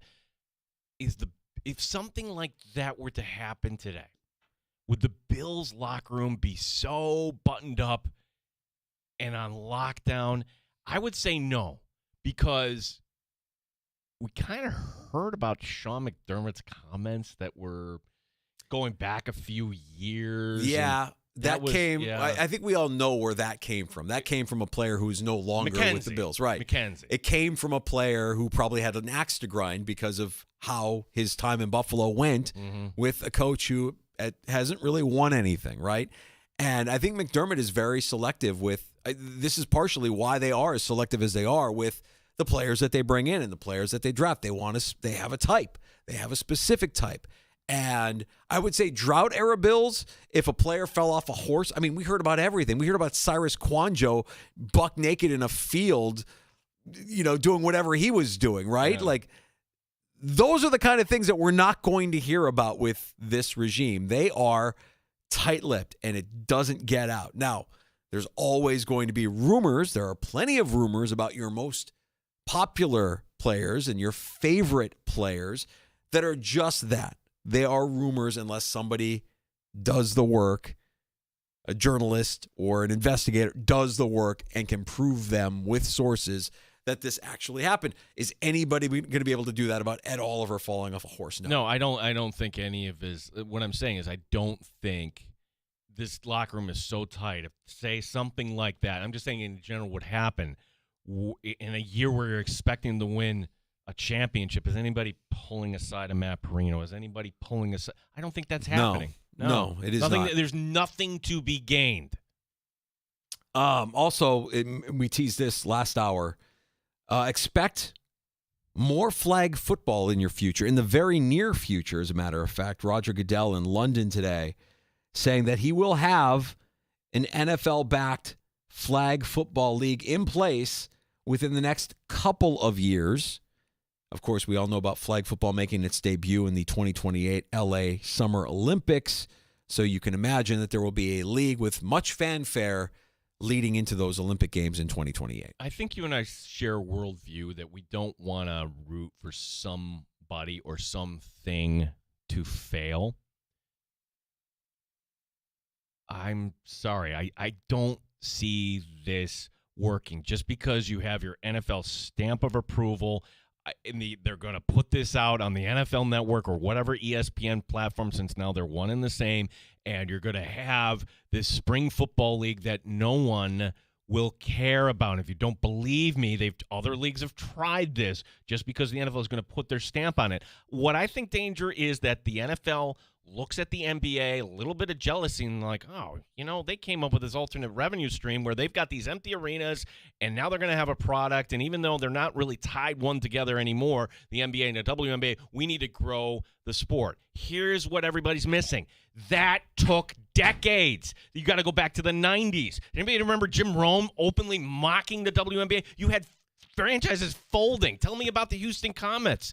Now things are great. Caitlin Clark. That took decades. It took a transcendent player. Yeah. They've had good players through the history of the WNBA, very good players in the WNBA right now, but we all gravitate towards Caitlin Clark because we've seen her through her college career do what she did and now do what she's doing at the NBA level. You know what NFL owners don't like to do? They don't like to lose money. How much money are you willing to lose on flag football? And it's already started. Hey, this is great, Gene. You don't understand. Section 5. Look at all the teams that are coming up. Who's funding that? The NFL. The NFL is funding that. That's right. Okay, so the cash is already going out. There has to be a return on this investment. So if you're the NFL, does flag football become your value added for your biggest clients, your biggest partners? Does flag football become something you actually charge for? You're going to siphon off a little bit. You can make the numbers look all funny and everything. I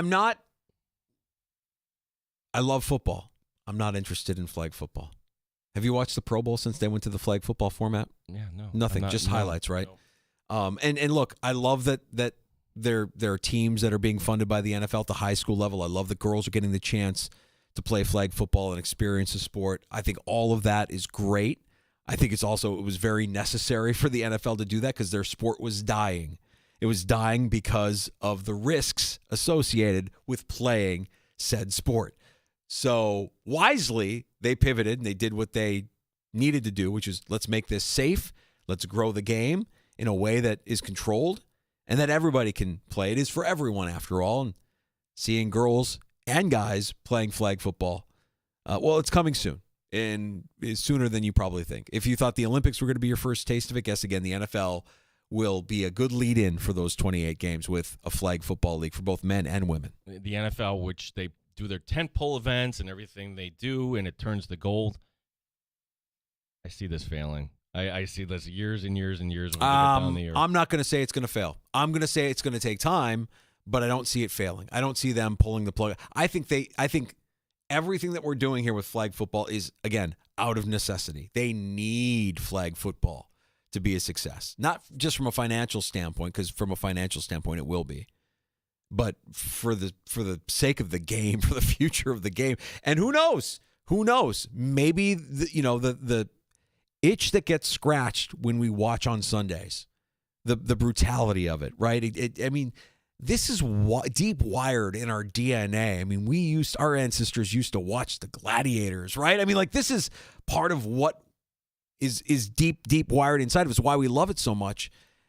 But as societies have changed and as things have changed, it's gotten a little bit softer, and maybe flag football is a another brand of vodka for a sports fan that would prefer that over the brutality of what we watch on Sundays. Who knows? Maybe we'll get to a point where they will pull away female stars from other sports, and we will, track and field, soccer, whatever you have, and just going to take a couple of transcendent athletes, man. It's going to take a couple decades.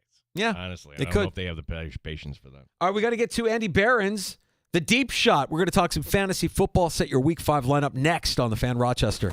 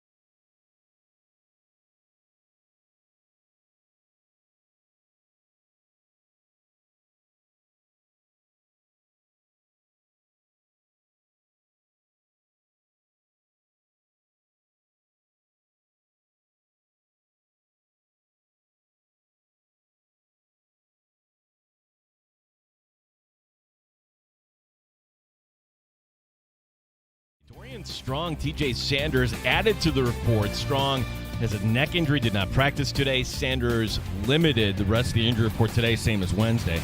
Honor for James Cook, named the AFC Offensive Player of the Month for the month of September. Deion Dawkins joking around saying, hey, share the credit. He has good teammates. We love him. We help him get there. He has great teammates. And he leans on us just like we lean on him. When he's running the ball, we want to get that guy in the end zone. And he wants to make our job easier, and we know that. So when a play is called, we try to help him out just as much as he does for us. But Cook is Cook. Cook is cooking. Tip my hat to Cook. They go to the bottom of the fifth in Cleveland. Tigers and Guardians are tied at 1. Coming up in the 5 o'clock hour, Padres and Cubs. Also at the deciding Game 3 tonight in the Bronx, Yankees and Red Sox. Gene Battaglia, the Fan, Rochester. Straight up with no chaser. You're in the Sports Bar with Danger and Battaglia on the Sports Leader, 95.7 FM and AM 950 The Fan, Rochester. How are you feeling here from coming back from the injury? Good. I'm just endo today and feeling it out, but all in all, solid. What's the process been like, working through it and getting to where you are right now? Just taking care of it, listening to what the training staff has to say, and just pushing a little bit, seeing how it reacts, and go from there. What were the conversations with Ryan like ahead of last week's game? But nothing crazy. Ryan was prepared, and I hate that I just called him Ryan. It's Vandy. Vandy was prepared, and nice, Ray. It's a good impression. But Vandy did great. Super happy for him. Went out there and played it tough, and he's always ready. So. Bills right tackle Spencer Brown back at practice, pushing himself a little bit. Sunday night, the Bills hosting the Patriots. One of several matchups, intriguing matchups coming up here on the Week 5 schedule, the NFL. We're going to talk fantasy football. Getting Andy Behrens here from the Deep Shot on the line with us here in a second. Week 5 getting underway tonight in the NFL on the West Coast with the Niners and the Rams from SoFi, and plenty of intriguing fantasy options in that game as well when you consider how the season has been going for Puka Nacua up to this point. Certainly Christian McCaffrey is somebody that you're going to have in your lineup going up against the Rams as well.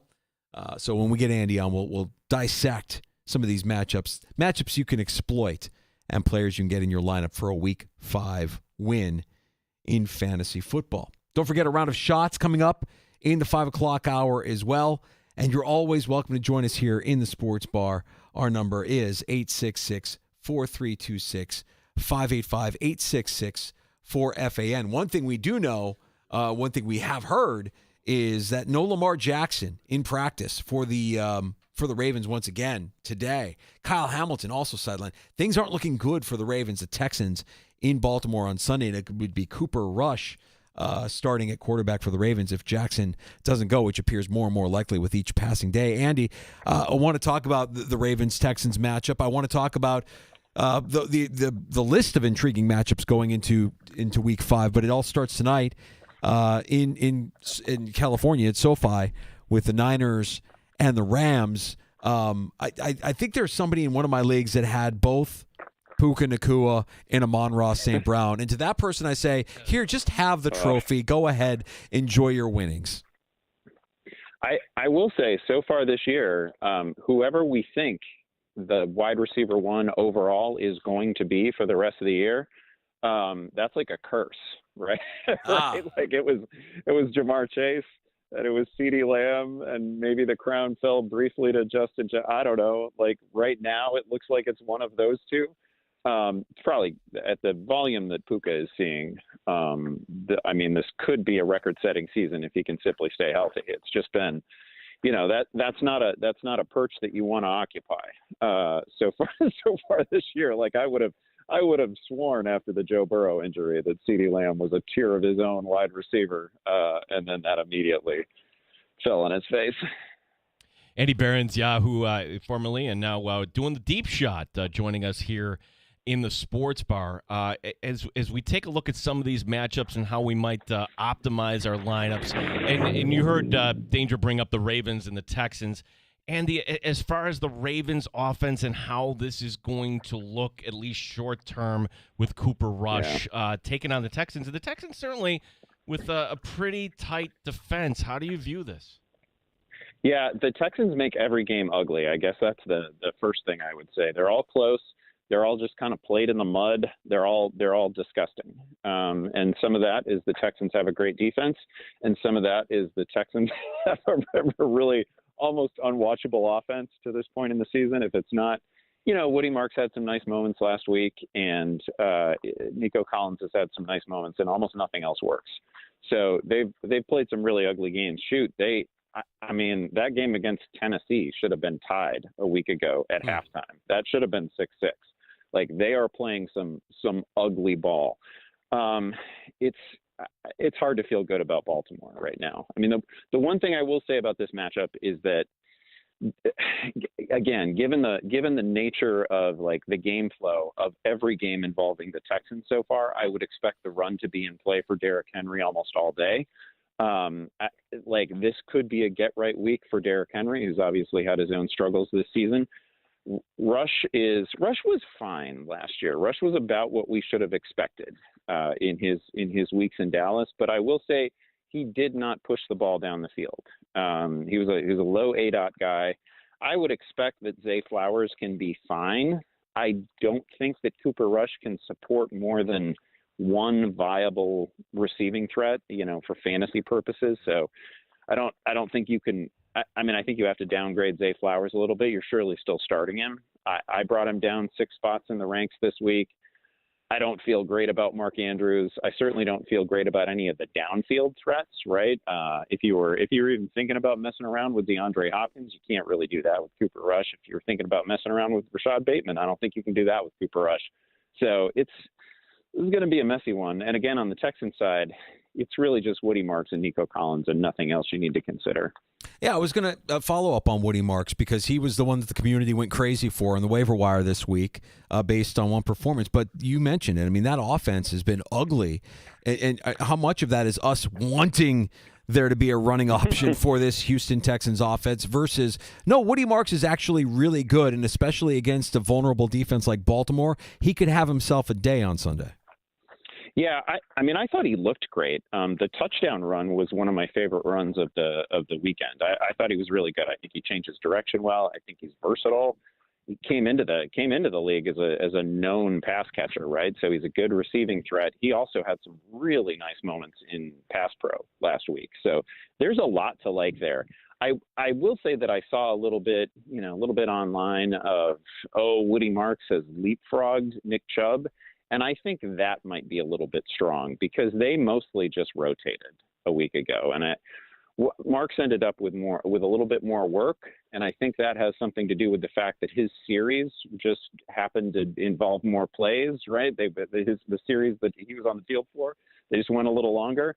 I think that's going to stay a straight rotation. So I wouldn't assume that Woody Marks is in line for like 25 touches and suddenly Nick Chubb is just going to be a bit player in the offense. I think they are going to still rotate back and forth. But again, I also expect it to be a very close game, and I think the run will be in play all day for Houston, which certainly a good sign for Marks. So there's a couple 4-0 teams, and we certainly know one real well here, the Bills. We look at them like, I don't know about that run defense. The other one being the Eagles. I'm sure, Andy, you're getting a lot of questions here, and we invested some draft capital certainly in this Eagles offense.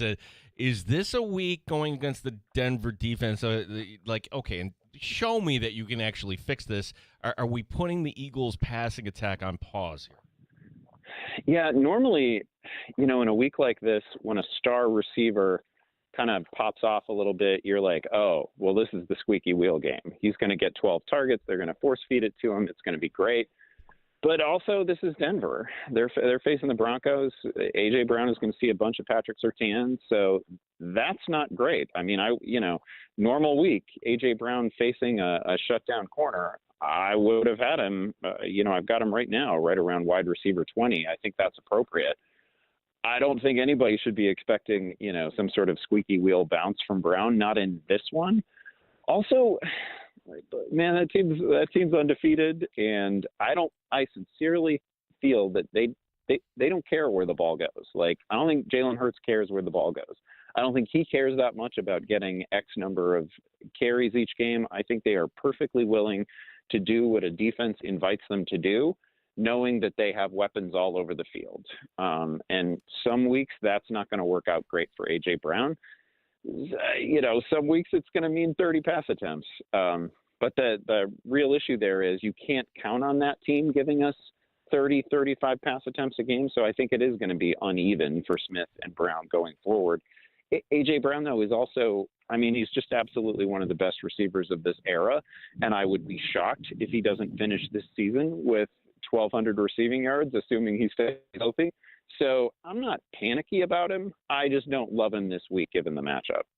Andy, through 4 weeks, we're collecting data points, and we're starting to learn which defenses, offenses can pick on and which quarterbacks can thrive against which defenses. And if you're somebody like me who lost Joe Burrow or you lost Brock Purdy, you're streaming. Now you're reduced to streaming quarterbacks, which is fine. But is it the Cowboys and the Dolphins? Are those the teams that you're really, really targeting in terms of finding quarterbacks to stream and quarterbacks that can thrive, even though they might not be big brand names? I'm looking at Justin Fields against Dallas and thinking, well, you outbid me for, pal. I'm not too happy about that. I'm going to have to bring that up. But yes, I'm thinking that might be a play, and I'm wondering if that's something you see continuing through the course of the season, continuing to target these defenses that just give up a lot of points to quarterbacks.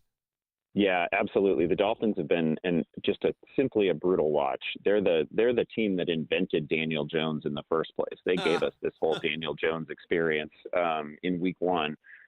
You're not going to miss picking on the Dolphins. It's Bryce Young this week, and I guess I understand if you don't want to roll Bryce Young out there. But some of your other streaming options this week are like Dylan Gabriel, Cooper Rush, all these new guys. Mac Jones tonight against the Rams with no receivers. No, thank you. I'd take Bryce Young over those guys. I think Miami is definitely a defense that you can pick on. It should go without saying that the Cowboys are a defense you can pick on. Caleb Williams has half of his year-to-date stats against the Cowboys, basically. Teams are going to – Russell Wilson lost a job 1 week, and the week before threw for 400 yards against the Cowboys. They're just as generous as any defense can possibly be. So yes, I would expect a big week from Justin Fields. He's a clear top 10 quarterback this week. Those are the two defenses that we are going to be picking on. And I will say, just on the rushing side, look at what Ashton Genty just came to life against the Bears. The Bears giving up over 6 yards per carry. We are going to be picking on the Bears rush defense when they get back from bye. Yeah, injury at running back for Tampa this week. So Bucky Irving, in goes Rachaad White. Now, probably most of us picked up White as insurance, but beyond that, Sean Tucker, do you think he cuts into this a little bit? What is the drop-off going from Irving to White? Is there any drop-off, Andy? How do you view the situation in Tampa? I do think it's a huge drop-off because I think Bucky Irving is one of the most thrilling rushers in the league. And, he gets big gains in situations where he's just rare. He gets big gains in situations where other guys would go down after 2 yards, right? He's just an escape artist. He's unusual. So Bucky Irving to anybody would be a big downgrade. I don't even mean to disrespect Rachaad White there. I think Rachaad White is fine. I think personally, Bucky Irving to Chase Brown is a huge downgrade. I think Bucky Irving is just an absolutely thrilling runner. It's a little weird, the nature of this injury, because Bucky Irving finished that game last week and had a great game, and then hung out on the field and swapped jerseys with Saquon, and I don't know, everything seemed fine, and then now he's in a walking boot. So that's really, and he's getting second opinions on the foot or the ankle. So that's really distressing.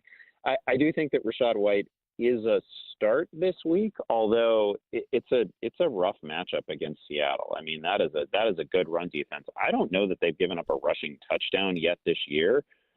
They give up just over 3 yards per carry, and they've seen some good players too. They've seen Christian McCaffrey. They've seen plenty of good runners. They've seen Jaylen Warren. They've seen good players. So that's a legit run D. I would be a little bit worried about it. But White is definitely the person to roster. The thing with Sean Tucker, who I like, but is also not Bucky Irving, he might mix in a little bit. but I think it's going to take him a period of time before he can actually carve out a role because they really trust Rashad White, and they should. Rashad White has been very good for them. So it's going to take Tucker a little while to carve out a role, and by that time, hopefully Irving is ready to come back. Andy, you mentioned Russell Wilson losing his job. Jackson Dart getting the win in Week 4 against the Chargers and surprising the world and not putting out eye-popping numbers, but certainly not looking like the moment was too big for him. And now he goes down to New Orleans. And by the way, that win without a price, obviously, you lose Neighbors for the season with the torn ACL. So I guess my question is, Dart, rest of season, your thoughts on the Giants quarterback, and then who is he throwing the ball to there in terms of Slayton, Wan'Dale Robinson? How does it all shake out there, and do you think there's an investment to be made in the Giants offense? First of all, I think the matchup is good. We've seen. I mean, shoot. You guys have seen the Saints. Yep. It's not. That's a team we can pick on a little bit. They're just a couple weeks removed from a game in which it was over with like 3 minutes to go in the first quarter. So this is a friendly matchup. Dart has some rushing juice, so that's exciting. It kept him viable last week in a game in which he barely threw the ball and didn't complete very many passes at all. The Neighbors situation is just terrible because he's one of the most gifted young receivers in the league. It would have been wonderful to see Jackson Dart and Malik Neighbors have the rest of this season together because almost no one improved their stock more than Jackson Dart in the preseason. It was like a clinic every time he took the field. Granted, you're taking the field against teams that didn't game plan for you, and you're often facing sort of junior varsity rosters and all that. I get all that. He just looked great, and he put the ball in the hands of his receivers on time constantly. So very impressed by his preseason. I wonder if, honestly, you wouldn't normally expect a team like the Giants, 1-3, probably not going anywhere this year, more incentivized to lose games maybe than to win them. But I wouldn't be shocked if they tried to add to the receiving core in season. I don't know who that would be. Is it Calvin Ridley? Is it David Njoku? I don't know who all the trade candidates are among pass catchers, but man, you'd love to see Jackson Dart have more to work with than he does, because this is pretty bleak. Like, this is the receiving core that was dooming Daniel Jones for a couple of years there, right? Slayton's fine, Wan'Dale's fine, but these are secondary receivers. These are supporting receivers. These are not, main characters in your passing game. So I'd kind of love to see them add, which again is weird for a 1-3 team that has almost no shot at the playoffs, but I would like to see them add some talent. Andy Behrens, the deep shot, our guest here. A question that actually has a little bit to do with real football here, Andy, but the Patriots come in, and we know the Bills' run defense has been spotty, to put it nicely. So kind of like as a spot start here, what's your take on the Patriots offense? Stevenson, Henderson, are you buying into Diggs in the homecoming game here? Homecoming probably being the wrong word with the way he's going to be greeted Sunday night. Your thoughts on New England Buffalo? Yeah, we need one of these running backs, preferably not Henderson, to just get out of the way. Like the Antonio Gibson touchdown last week was just a dagger to anybody who was starting Stevenson or Henderson. I think Henderson's really good, really explosive. I would assume that the plan for Henderson looks a lot like what Ohio State did with him when he was paired with Quinshon Judkins, which is, we're never giving you more than 12 carries a game. We're going to throw to you a little bit. And whatever you get, you're going to have to do it on 14 to 15 touches. And we think that is what keeps you on the field, because he had some durability concerns in college. He's not a huge guy by NFL standards. So I think that's probably the best usage for him. They just, to make that work, we need Ramondre Stevenson to hold on to the football, because fumbling has suddenly become an issue over like his last 8 NFL games or so. As long as that happens, I think it's a pretty clear, 1-2 punch with Henderson and Ramondre.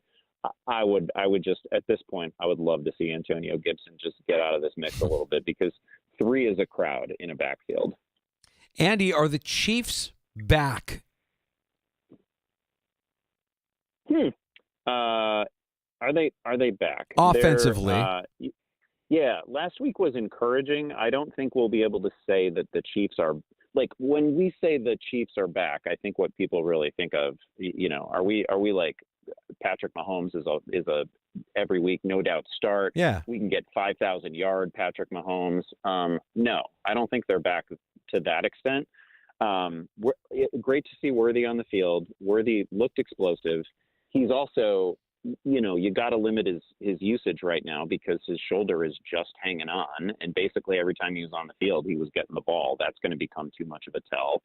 The rest of the supporting receivers are just not, it's the ghost of Travis Kelce. It's, a version of Hollywood Brown that is not what we saw from that guy early in his career.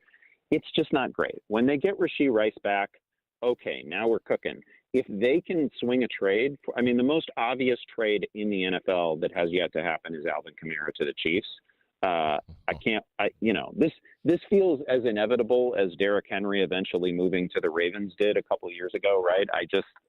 We need it to happen. I need it to happen for fantasy purposes. Like, I feel like that is one of the answers to the question of whether the Chiefs are back. Like when we get a real run game in there, when we get a real playmaker in that backfield, and we get Rashee Rice back, then I will feel comfortable saying that the Chiefs are back. But until that time, I think there's a big range of outcomes for that offense in any given week. I forbid that move, Andy. That I do not want to see. Fantasy-wise, sure. Real football, no. We don't need the Chiefs getting by the Bills in the postseason again. Andy, what's the vibe in Chicago this week? Bears win, but today a big game 3 for the Cubs.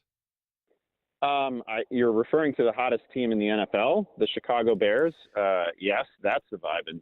That's right. The vibe in my house anyway. I don't know if that's the vibe in Chicago exactly, but that's the vibe in my home. I'm plenty happy with them. I'm happy with the way last week went. It's good. It's Cubs fans are nervous.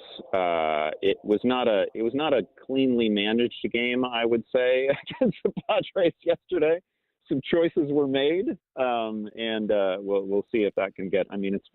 It's one game. It's the Padres, so if you're old like me, it's shades of 1984. Yep. Nobody wants that, That's what I've got in my head, and I've got these current players. They don't even know about 1984. They weren't even alive in 1984. I know that it exerts no influence on today's outcome intellectually, but it's just hard not to have that in your head a little bit. So. I'm nervous, but I'm excited. It's not a perfect Cubs team, and without Kate Horton, they're probably doomed anyway. But it's a fun time, and heck, we have the Bears to fall back on. Can't wait for the Bills Bears Super Bowl that is ahead of us. It's obviously it's happening in Santa Clara this year. It's as soon as this season, it's happening. Obviously, Andy, let everybody know about the Deep Shot and where we can get more of your work. Yeah, I really appreciate you guys. It's the Deep Shot. It's me. It's Dalton Del Don. We got ranks up now. We got DFS ranks up now. We've got rest of season ranks. We've got dynasty ranks. We have a whole bunch of nonsense up there at the moment. So please check out the Deep Shot. Consider subscribing. Andy, always appreciate the time. Thanks so much for being patient with us today. Love talking to you guys. Good luck, everybody. You got it. There's Andy Behrens. Check out his work at the Deep Shot. Fantasy football talk here as Week 5 gets underway tonight from SoFi in L.A. The Rams hosting the Mac Jones-led San Francisco 49ers. Brought up the 84 NLCS. I remember it well. Yeah. I remember it well. Leon my Durham, heart, Ron Say. Yeah, my Cubs heart, were up 2-0. Heart was broken as a young Cubs fan. Ryan Sandberg, probably my favorite Cub of all time. Just that team. I remember. I think. My grandmother sent me a newspaper. She sent me the Chicago Sun-Times, and the headline was like "Bear Down" or something like that. But it was like a big bear and a little cubby, and they were both crying. It was an animated thing because the Bears had lost and the Cubs had lost, and everybody was just down in the dumps because you had it against the Padres and you couldn't get it done. No. Just remember that image of Steve Garvey and the hairy arm, just kind of arm up in the air, hitting a walk-off homer. Great stuff from Andy. Yeah, and I can't even wrap my mind around it. Fantasy, you got to set your lineup here pretty soon. That's right. We'll have happy hour on the way next, and time for your calls at 866-4326, 585-866-4FAN. The Bills on the practice field. Plenty to recap. We'll tell you who was in, who was out, who's back, and who's looking up for Sunday night in Orchard Park against the New England Patriots. That's all on the way next on The Fan.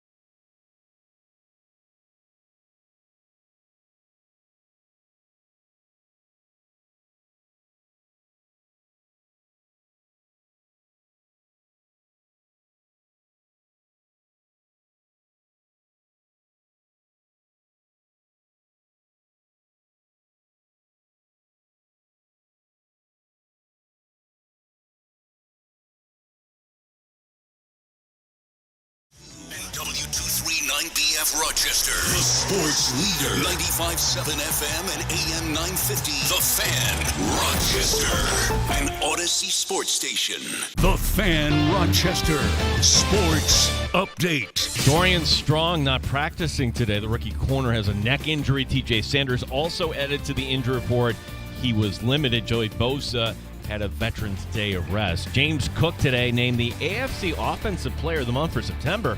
Josh Allen on the other stuff. Again, I urge everyone to watch him when he doesn't have the ball because he's just as exciting to watch. He's constantly following the ball, constantly turning his head and running and trying to spring an extra block for whoever has the ball. He's an all-time teammate, and he's gotten everything that he's deserved. It's a great day for baseball. 3 deciding game 3s in Cleveland right now. Top of 7th, Detroit is up on the Guardians 2-1, catching Dylan Dingler with a go-ahead homer for the Tigers. Padres and Cubs about ready to get started. Bronx tonight for the Red Sox and Yankees. Gene Battaglin, the sports leader, the Fan, Rochester.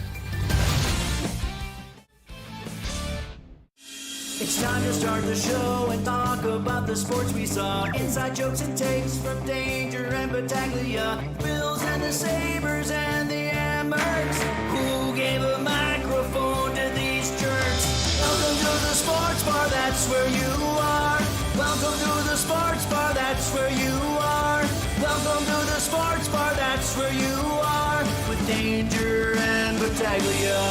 High drama and tension if you're a sports fan tonight. Welcome back into the Sports Bar. It is happy hour.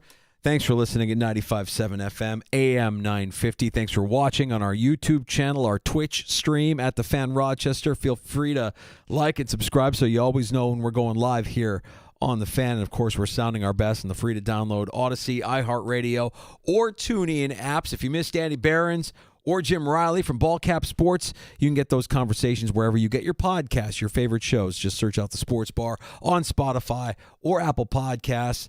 I'm Danger. That's Battaglia. I'm officially nervous. It just hit me. The tension, the nerves, the drama, it just hit me. Are you going to be okay? Do you want me to carry this? You want to reverse the roles here? You can go watch, and I'll set you were up the very show complimentary of me yesterday, saying that, for what it was worth, I wasn't losing focus on my job. The game was happening while we were on the air yesterday. It did not go the Cubs' way yesterday. But I had a gaffe on Tuesday during game 1. I lost focus for a second. You could, this is a minor screw up on the air. And, today, what we got, the thing that's bothering me, the reason why I'm feeling tense is I really, really want to watch and immerse myself in the game. And we're here, and we're going to do the show, obviously, until 6. But I'm not going to be able to watch the game because I have a commitment tonight at my daughter's school. I'm being a dad. I'm doing the right thing. I'm not feeling guilty about that. And I've had friends say, just record the game. It's like, no, I can't. I'm going to get the notifications. The best I'm going to be able to do is get the highlights after the game is over, one way or the other, to see how it all shakes out. But what has me nervous is that the Cubs offense is kind of fallen asleep here. I mean, through 2 games, this... Andy brought up the 84 series. Many of you listening don't remember the 1984 National League playoffs, but the Cubs got bounced by the Padres, and they were in command of that. And 5 games, that's all it was back then, a best of 5. Cubs win the first 2 at home, and then the way it worked was 3 in San Diego, and you lost all 3. If it makes you feel any better, you would have gotten bounced by the Tigers in the World Probably. Series. Yeah. But that's the curse that I remember before the Bartman curse. Like, that was my first memory as a Cubs fan of, like, the anguish of that team. Well, disappointing. All right, if you can, you rationalize, like, okay, the Cubs aren't really going to go anywhere, knowing that, all right, you get by the Brewers, and then you're going to have the Dodgers on the other end of that, or maybe the Phillies. And then you got, like, that. I don't have delusions of grandeur. I don't think they're winning the World Series, but I don't want the season to end because it's fun. I want to ask you a question, though, because you've done something as a sports fan that someday I'm hoping I get the opportunity to go, because it jumps right off the page. When you're watching baseball, playoff baseball, the fans are so into every pitch. I've never been to a baseball postseason game. What was that like going to Chicago? Went to Cleveland. Yeah, it was Cleveland for Game 6 of the World Series, and it was just a scene, man. It was absolutely electric, and the way that game went, sorry if there are any Guardian fans listening, I'm talking to Terrible Take Timmy. I knew they were going to win that series based on how they performed in Game 6 and based on the support that they were getting from Cubs fans. The stadium was packed with Cubs fans, and after the game, they're all hanging around and they're all making noise, and they basically took over Progressive Field. And I had a similar feeling about the 2006 Bears when the Dennis Green game where they came back against Arizona. I'm like, this is a special team. This is a team that can probably find its way to the Super Bowl. You just when you watch your team and you love your team, you just get these senses about them that, okay, this feels different, this looks different. Again, I don't have delusions about this year. I don't think this is a team that's going to be special and go to the World Series or upset the Dodgers or even the Brewers if they were to advance. But I don't want the season to end because it's fun. It's a fun ride. Yeah, I would love to say, here's my take, and I'm going to tell you exactly what's going to happen in Yankees-Red Sox. And the truth is, you've got two rookie pitchers. You've got one bullpen that, all right, we don't know really what the Red Sox fans don't know what it's all about if you're relying on Chapman. And the Yankee bullpen showed up last night, but that's been a house of horrors. So, to me, who comes up with a timely hit? It just comes down to as simple as that. And you've got Story, you've got Bregman coming up with some big hits last night. Wow, what a novel concept. Put Rice back in, put Chisholm back in. Chisholm with the glove last night ended up saving a run in that game. And then the bullpen, three guys lock it down. So, good on the Yankees. I'm just wondering, though, is this if the Red Sox win this going away, are we finally moving on from Aaron Boone? I don't think so, man. I'm with Riley on this one, who joined us earlier. Jim Riley from Ballcap Sports says, look, they made it to the postseason, and they were in the World Series last year, and I know that a lot of fans would love to see this guy move on, but I don't think it's going to happen. I just don't see it happening. I'd be shocked. I wouldn't be shocked if they lost. I don't think they're going to lose tonight. I think the Yankees are going to win, by the way. And I'm going to stick with what PJ said earlier this week when he joined us, that the winner of this series is the team that will represent the American League in the World Series. So I think the Yankees are going back to the World Series, but it starts with beating the Red Sox tonight, and that's still a big, a giant if you can beat the Red Sox tonight. I think it's the rare night where baseball is going to take the lead over the NFL. Feels like it. Yeah, you don't. Oh yeah, Week 5 begins tonight. Niners and Rams, and it's Mac Jones. Sure, yeah, I guess I'll kind of check it out just for my fantasy guys. Nakua being one of them, but. Yeah, I agree with you. I think when you have a rivalry, when you have a winner go home scenario like we have with the Yankees and Red Sox, that's going to capture your attention, and maybe baseball isn't your cup of tea, and you're a football guy, but even still, I think you're glued to that. You're compelled by that. I am. And I know there's certain fans that they don't pay attention to baseball till it gets to now, and I hear that. Like we talk about how the NHL, wait, that's two different sports. This is different too. It's crisp. It's on point. Every pitch kind of matters. Yeah. It is different. Yeah. Major League Baseball's postseason does have a different feel, much like the Stanley Cup playoffs have a different feel from the NHL regular season. I will absolutely subscribe to that. So we'll keep you posted on both games happening right now, with Detroit now expanding their lead 4-1 top of the 7th against the Guardians there in Cleveland, and the Cubs and Padres just getting underway in the top of the 1st from Wrigley. To Orchard Park, the Bills on the practice field again today. We heard from a lot of Buffalo Bills. We learned today that James Cook was named the AFC Offensive Player of the Month. Which 75 carries, and there's more touches that go along with that in the passing game. Do we think that's a good idea, Danger? Like over the course of a season, on pace for 300 carries? To me, the 300 carry workhorse, that's kind of a rare thing. That was one storyline I didn't see coming out of the gate. I thought, okay, they signed Cook. There's not going to be any griping about touches or anything. We didn't see this at all. What I like about what they're doing, and if they continue to do it, I'm actually okay with it. Because you think about it, who are the kind of backs that can handle that kind of workload? They're the elite backs in the NFL, the guys that have made a name for themselves and made massive amounts of dollars, whether you're talking about Saquon or Derrick Henry, McCaffrey. I want them to continue to use him the way they've been using him.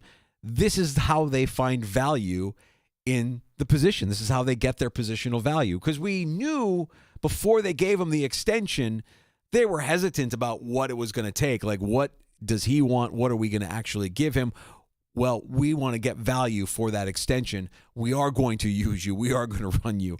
And at some point, it might mean he needs to take a game, or he might ding himself and need some time to rest. Correct. I think, too, like it's the perfect antidote.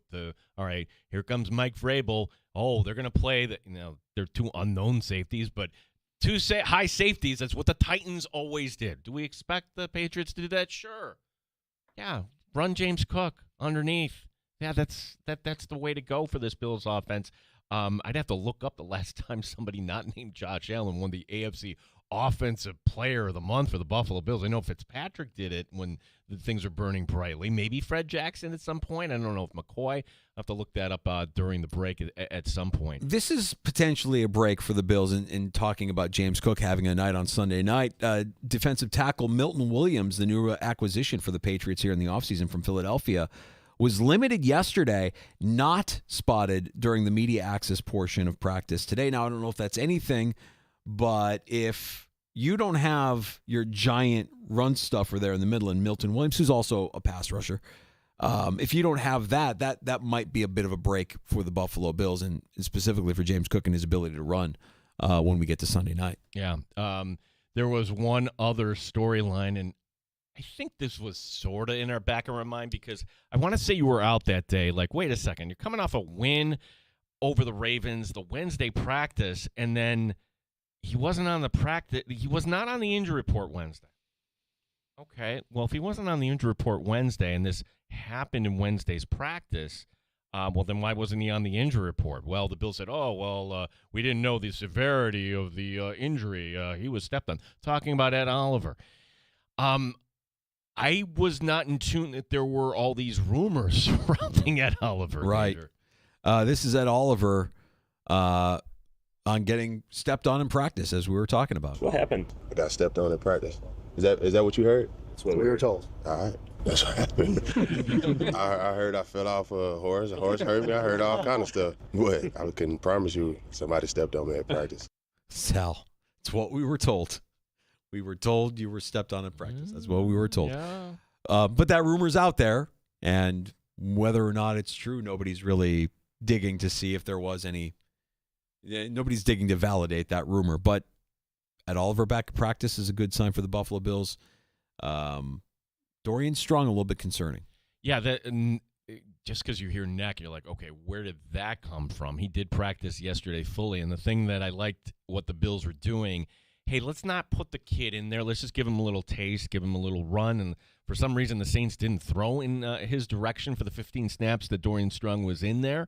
And look, Trey White, he was brought in to be corner 4.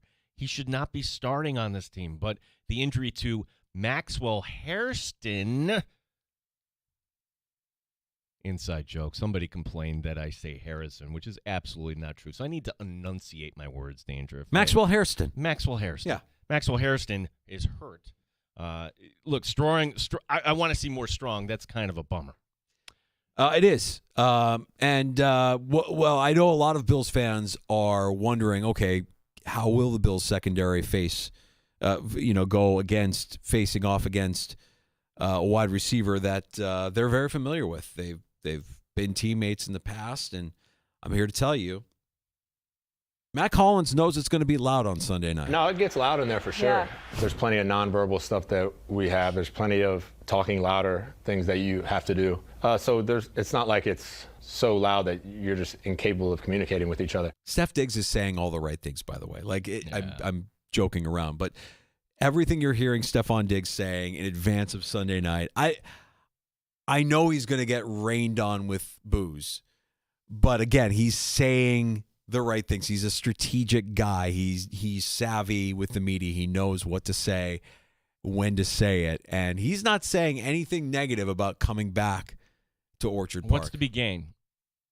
Right. Honestly, that. Just ask the question. Like, if he wants to take a little shot at whoever, is that going to help his team win this game? No, it's just going to draw the wrong attention leading up to the game. Now, after the game, Danger, or maybe on a podcast after the season, we'll see when things are kind of a little more loose. But in the days leading up to a game, it's kind of rare when you get somebody popping off in an NFL locker room. They're just trained not to do that.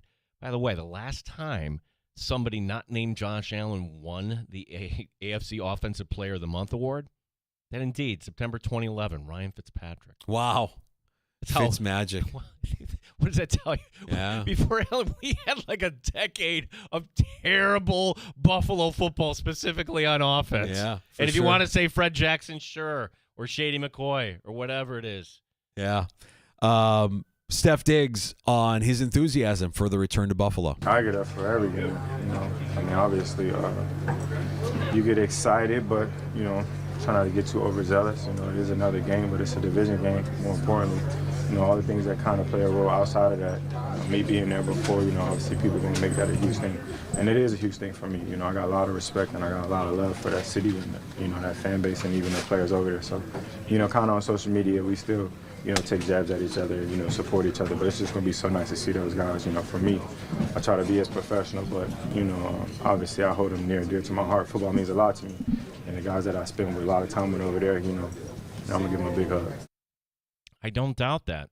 I don't doubt that for 1 second. And for anybody that has the Diggs hate, he was a star when he came to Buffalo. He elevated that offense. Like legitimately, you were kind of a fringy playoff team with Josh Allen. We really didn't know what we had in Josh Allen, certainly at that point. It burned very brightly, and then it just kind of went south, and it was kind of time to move on. And that happens with a lot of alpha wide receivers in this league. It's not unique to Diggs in Buffalo. No. Things kind of run their course. That's just the way that position kind of runs. What about facing Diggs? Trey White on going head-to-head against his old teammate. Doing great. I'm happy to see him healthy out there, you know what I mean, because I've been through a similar situation. But anytime you can see your former teammates doing well and striving and having fun and smiling, that's all you want. But I just love to compete. He's a competitor, man. Then, we know Saturday the fire that he's going to bring to the field. So it's going to be on us as a team and as a defense to match that. Will he be talking on the field? Is he a talker?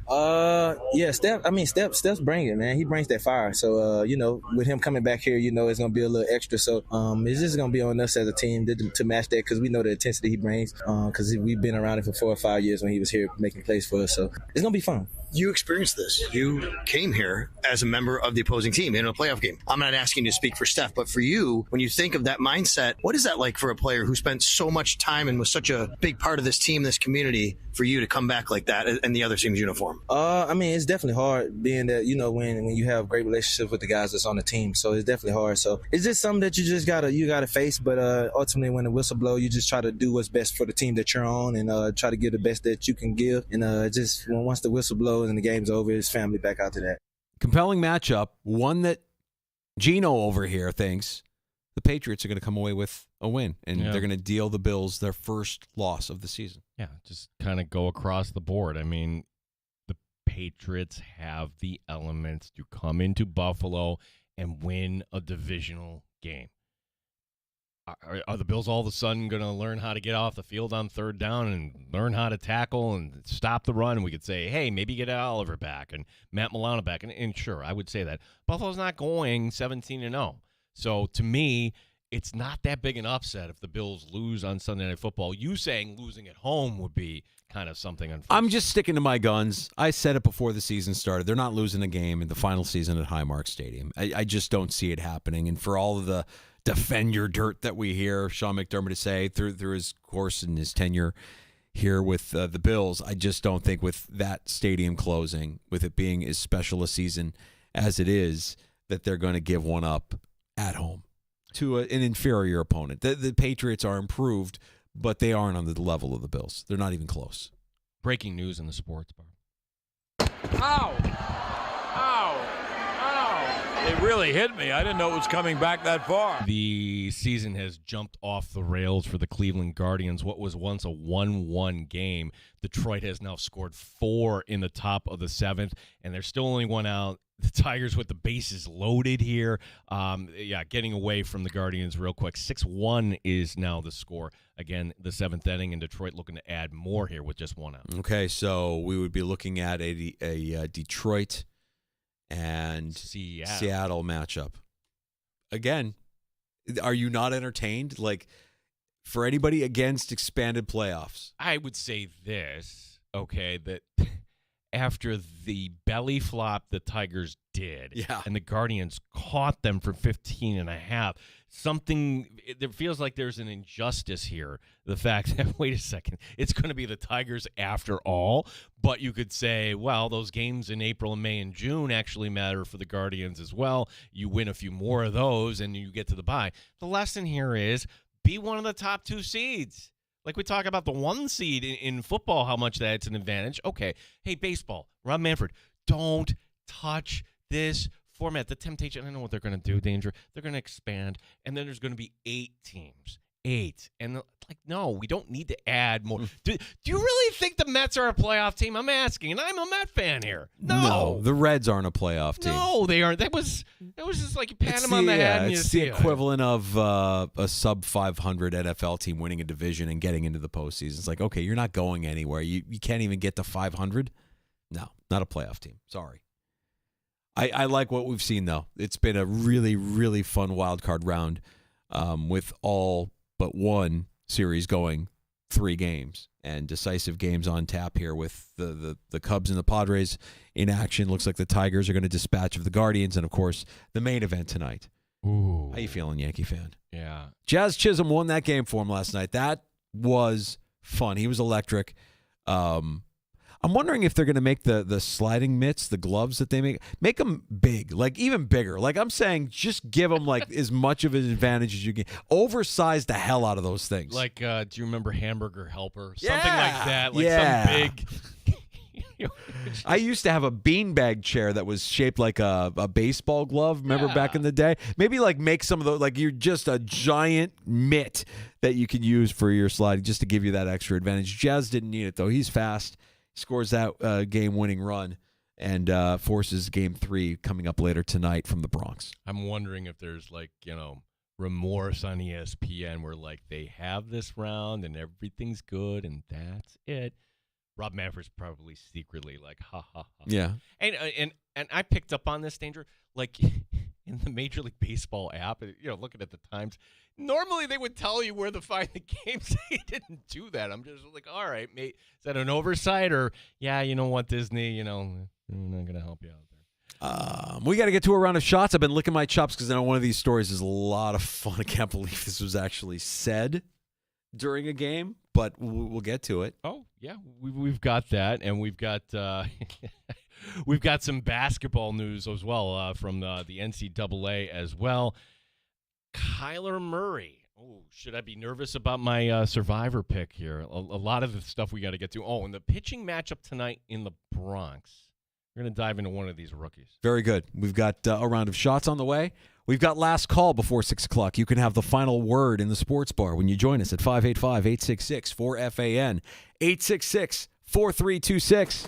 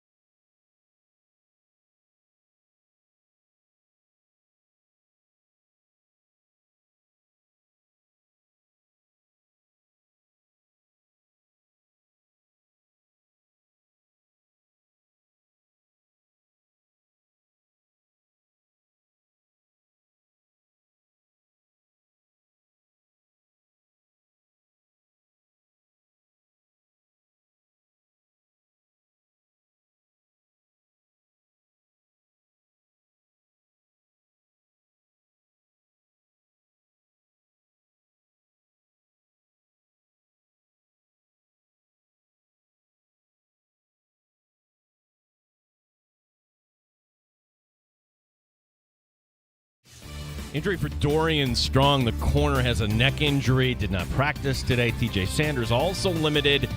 Getting a Veterans Day off, Joey Bosa. The rest of the injury report the same as Wednesday. James Cook was named the AFC Offensive Player of the Month.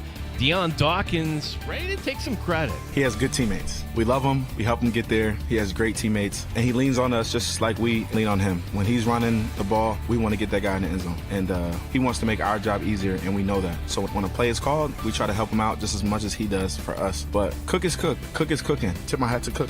To the baseball playoffs, where the Walls are closing in on the Guardians. They're in the top of the 8th. Detroit now up 6-1. A win for the Tigers. They move on. No score in the second between the Padres and the Cubs. Tonight, it's the Red Sox and Yankees. Gene Battaglia, the sports leader, the Fan, Rochester.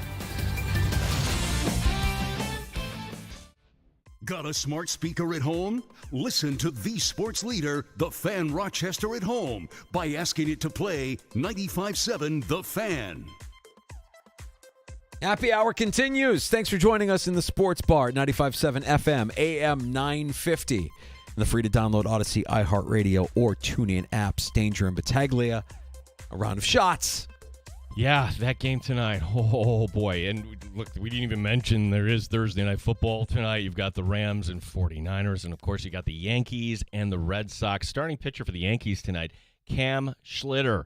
Just his 15th Major League appearance for the rookie. Schlitter grew up in Walpole, Massachusetts. It's the town just north of Foxborough. Yes, he grew up a Sox fan. He pitched in college at Northeastern in Boston. And while he was in college there, he started against the Red Sox in an exhibition.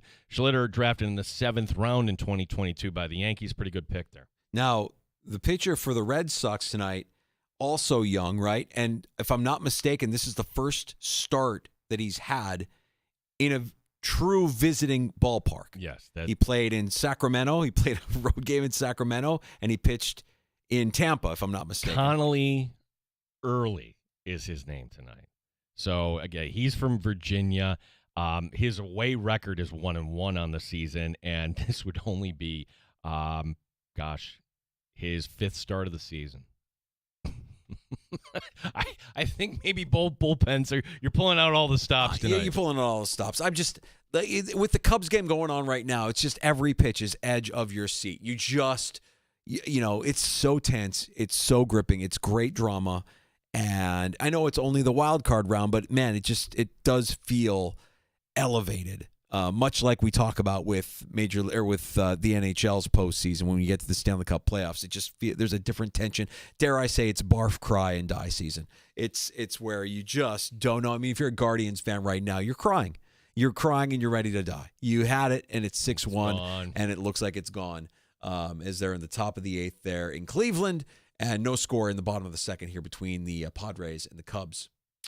Expansion in the NCAA tournament for the men. It will be happening, according to a report today by Ross Dellinger of On3. The tournament will go from 68 to 76 team. Look at it this way. Still a bracket of 64. It's the playing games. There's now going to be 12 teams playing in those Tuesday, Wednesday games we barely watch, which means Dayton can't host them all, so they're going to need another site.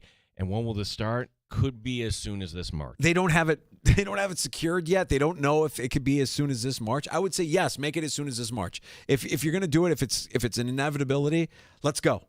I'm not necessarily for this, but let's go. Let's just keep it going. Yeah, I mean, this will just kind of take away whatever juice you have on Selection Sunday, though, right? Unless you really care about where your team is going. Hey, did I get in or not? Now, yeah, let's. A nice soft landing spot is you could be one of the 12 teams in the play-in tournament. Dayton, and where's the other site? Well, they don't know. It would be nice if we had a Division I team. We could make Rochester. Wouldn't that be something? That would be nice. Yeah. Somebody step up, please. Pro Football Hall of Fame Seniors Committee announcing the 52 names they are considering for enshrinement next summer. They can pick 3 on the list. How many Buffalo Bills are there? 2. You have the late Jack Kemp, the quarterback from the 1960s, and Steve Tasker. Mm-hmm. The competition, though, is tough here. Names on the list that would make you say, Danger, wait, that guy's not in the Hall of Fame, include Otis Anderson, Roger Craig, Carl Banks, Ed Too Tall Jones, Harvey Martin, to name a few. So I know that when we're around Tasker, like, we don't talk about this. Nobody should talk to him about the Hall of Fame. Don't call him tomorrow and congratulate him on this. That drives me nuts. And whoever screens the call, please tell the caller. I know you mean well, but he's been through this how many times? Right. We brought up Susan Lucci before. That's different. She made a career out of finishing second. I hope Steve Tasker gets in. Yeah, the reality is, though, when you mention some of those names, he might not make it in, right? Yeah. Like Roger Craig? Roger Craig was the back Roger for Craig? the Niners in the 80s. Too Tall Jones? He's Too Tall Jones. You're kidding me. I mean, statistically, I don't know what it... But he's at Too Tall Jones. It's the Hall of Fame, man. That was a famous superstar for the Dallas Cowboys. O.J. Anderson, who goes by Otis now, like he was the MVP of Super Bowl 25. Right. Oh, Wow, Kyler okay. Murray. Oh! Yeah, so the story out of Arizona this week, the team is building a state-of-the-art training facility. Okay, a lot of teams, including Buffalo, will do that. It's good, right? Well, Murray was asked about it. It's beautiful. I don't know when it's coming up, but hopefully I'm here to see it. Oh, well. Okay, wait All a right. second. Why are we going there? Okay, so they're figuring 2028 when this is all said and done. Danger, is that gallows humor or him openly admitting or being passive-aggressive He's done. about his He's done. This is his last year in Arizona. He knows it. Everybody knows it. He's done. This is it. And I think it might just be it for him. I think it might be it for if they don't make the postseason, if they don't finish with a winning record. He's done. I think Gannon's done. I think they reboot everything, and he already knows it. So why hide it? Everybody knows it. Where does he end up? Pittsburgh? Good Kyler question. Murray. Good question. Kyle Murray.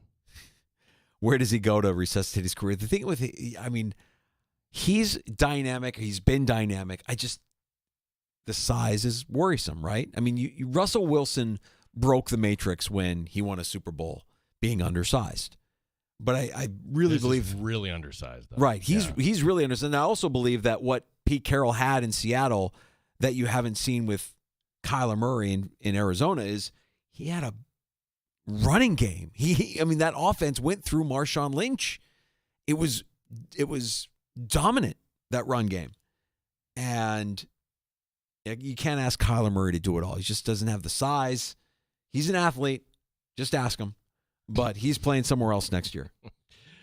Today's star in the WNBA ripping the commissioner. Let's welcome in. Oh, we have another one? Yeah, Sophie Cunningham. You know Sophie. I like her. Yeah. Yeah, Cunningham, quote, I'm just tired of our league. Oh. Our leadership from top to bottom needs to be held accountable. I think there are a lot of people in position in power at WA who might be really good business people. They don't know bleep about basketball. I like Sophie Cunningham. I like that. That's a quote I can get behind. I'm tired of our league. I'm just going to challenge everybody. And look, she is one of the few players in the WNBA that I think when you speak, people are going to listen. Like, I think there's some stars that don't, that they'll speak and you're like, okay, yeah.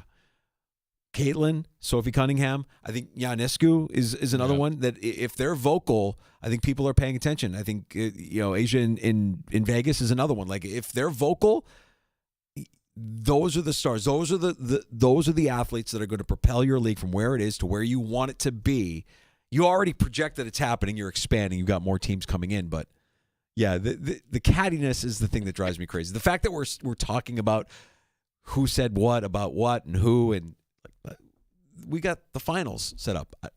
Should we be talking about who's playing in the finals? Well, we're not. We're not doing it. Hit the breaking news, buddy. Breaking news in the sports bar. Ow! It really hit me. I didn't know it was coming back that far. PCA with an RBI single, as it's going to be the Cubs going up 1-0. God, it's about time. PCA has been, for all of the talk about him the first half of the season, I was rubbing your nose and, hey, wouldn't PCA look nice in a Mets uniform? Yeah. Well, look, man. No, look, I would love to have PCA. That second half of the season was a little humbling for, but he was clutch there with the RBI single. And I was texting one of my Cub fan friends in Chicago right before this. He sent me the fingers crossed emoji, and I'm like, we got to get to Darvish early. You can tag Darvish early. And this thing is like, I don't care when they tag him. They just their bats need to wake up. They haven't scored, and I think they're going to see. I think Darvish is going to move on here in the bottom of the second. Wow, they're pulling him. Yeah, they gave him the hook early. Wow. Bases loaded, bottom of the second. Darvish is out for the Padres. Hey, that's the strength of your team. Go to the bullpen. Go to the bullpen. I would say probably the Padres with the best bullpen of everybody remaining here in the postseason, but maybe not after. Before we get to the last story here, just a quick shout out to Pete and the Ide Honda Service Department listening. Hey, that's our guy. Nick, I'm sorry. Gene got your name wrong. Got your name wrong there, Nick. That's his way of big-timing you. You're part of the family now. Welcome aboard. Whatever your name is. Nick or Pete or whatever. Nick, yeah, thanks for listening, bud. Nick, I've heard, is been a listener from day one. He's one of the original regulars. He says he drives back to Canandaigua every night and hangs out with us, and I'm just kind of grateful for Nick and everybody else. You sure it's not Pete? You said Pete because we said PCA. PCA. Yeah. That's it. You are the professional here. I am not. Where does Andy Barrett's work today? He works not at Yahoo. Not at Yahoo. Not at Yahoo. From not at Yahoo. It's Andy Barrett's. Not at Yahoo. I'm over my skis. It's okay. It's all right. No. Gino, it's okay. No. We're having fun. Finally, one benefit of the NHL being on ESPN is the cross promotion. That's right. It's a great platform. It's a large platform, certainly larger than what the NHL had when they were on NBC Sports or Versus. Yuck. Yeah. So yesterday, this is on ABC Network Television. Big promo during Cubs Padres coming back from commercial break. Your analyst here, Ben McDonald, may be a little too comfortable. And the Blackhawks return to the ice next Tuesday, NHL opening night against the defending champion Florida Panthers at 5 Eastern, 4 Central on ESPN. Triple header that night, Penguins, Rangers, Avalanche, Kings. Ben, I know you got an opinion on this. Panthers three-peat this year, what do you think? If you say so. I mean, good luck to them. Are you asking me if I'm going to be watching? No, you'll be watching, of course, because you work for ESPN. You'll be watching Saturday night. There is zero chance I'll be watching. I'm just going to be honest with you. Where will you be? I will be somewhere, but there's zero chance I'll be watching. All right, thanks, Ben. We'll be watching. Thanks for the rating boost. Can I tell you? That's terrible. He needs to lose his job. I know that he's being honest. I know that but he was even leading him, trying to get him to... Kevin Brown from the Orioles, professional. He is... Dude, you are drowning. Here's a life raft. That's okay? right. Don't go there. And Jessica, you can't laugh at that. That's a nervous laughter. Like, His "if you say so" was like the first. Okay, if you say so, yeah. Panthers repeat. If you say so, I mean, like that's a professional, and that's a guy who shouldn't be in the booth. Sorry, if I'm ESPN, Ben McDonald is calling Mac Baseball on ESPN Plus next season. Keep him off of the major league platform. Well, he's not going to be on the major. They're not going to have the major league platform next year, so I guess it doesn't matter. I might upset some people by telling this story. This happened on our station years ago. Do you remember this? So John Murphy, they're coming back, and they're talking about the Sabres game. He's like, "Oh, I'm not going to that. I'm going to Canisius basketball. Yeah, hockey, not my thing." Do you know who signs your paycheck? And then the very next day, he was all about the Sabres. Boy, somebody got to him on that. Nathan Peanuts. Yeah, no, I don't know, man. You're there to do a job, and I get it. You're a baseball guy first. You don't care about hockey. That's fine, but you're also an employee of ESPN, and they've invested quite a bit of money in promoting the National Hockey League. You might want to just fake it. Just allow your guard to come down for a second there, especially with your coworker throwing you a line. Can you play that again? This is like... Is this take of the year worthy? I think so. This and is the so Blackhawks bad. return to the ice next Tuesday, NHL opening night against the defending champion Florida Panthers at 5 Eastern, 4 Central on ESPN. Triple header that night, Penguins, Rangers, Avalanche, Kings. Ben, I know you got an opinion on this. Panthers three-peat this year, what do you think? If you say so. I mean, good luck to them. Are you asking me if I'm going to be watching? No, you'll be watching, of course, because you work for ESPN. You'll be watching Saturday night. There is zero chance I'll be watching. I'm just going to be honest with you. Where will you be? I will be somewhere, but there's zero chance I'll be watching. All right, thanks, Ben. We'll be watching. Thanks for the rating. My goodness. You listen back to that. Oh, where will you be? I'm trying to say you have a conflict, right? You're working somewhere like that. Let me give you an excuse why you won't be watching. He gave you multiple lifelines, and you're too much of a baseball guy. You just couldn't bring yourself to be a company guy and just say, yeah, I'm excited. That's good. As a sports fan, yeah, that's good. I'm not going to be watching. You're Ben McDonald. You are one of thousands of people who could do that job. Can we role play this? Can you be the professional and I'll be the color guy and do a promo for the WNBA, knowing how I feel about the WNBA, that it's not quite the refined product that I want to watch when I'm investing my time in sports entertainment. Well, let me get into character here and make sure. Yeah, Gene's play-by-play. I'm color. So I'll play the role of Ben McDonald here. Well, coming up, it's game number 1 of the WNBA Finals on Friday night. It's Phoenix and Las Vegas. Can Las Vegas, Mike Danger, go back-to-back in the championship? I'm sorry, did you say can Las Vegas dunk in the WNBA championship?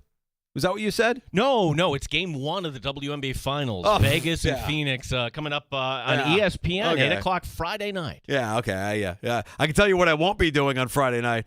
I won't be watching that. Well, you work for ESPN. You got something else going on.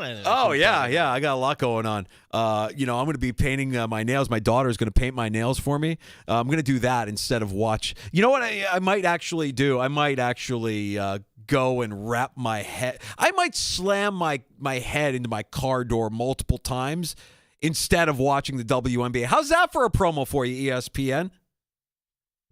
You want to take a guess what game 1 the get-in price is for the WNBA Finals? No, I don't know. Below face. Really? $39. Sophie Cunningham, say more. Say more. Say more. Keep it up. Say more. I'm so tired of our league. Below face for the finals.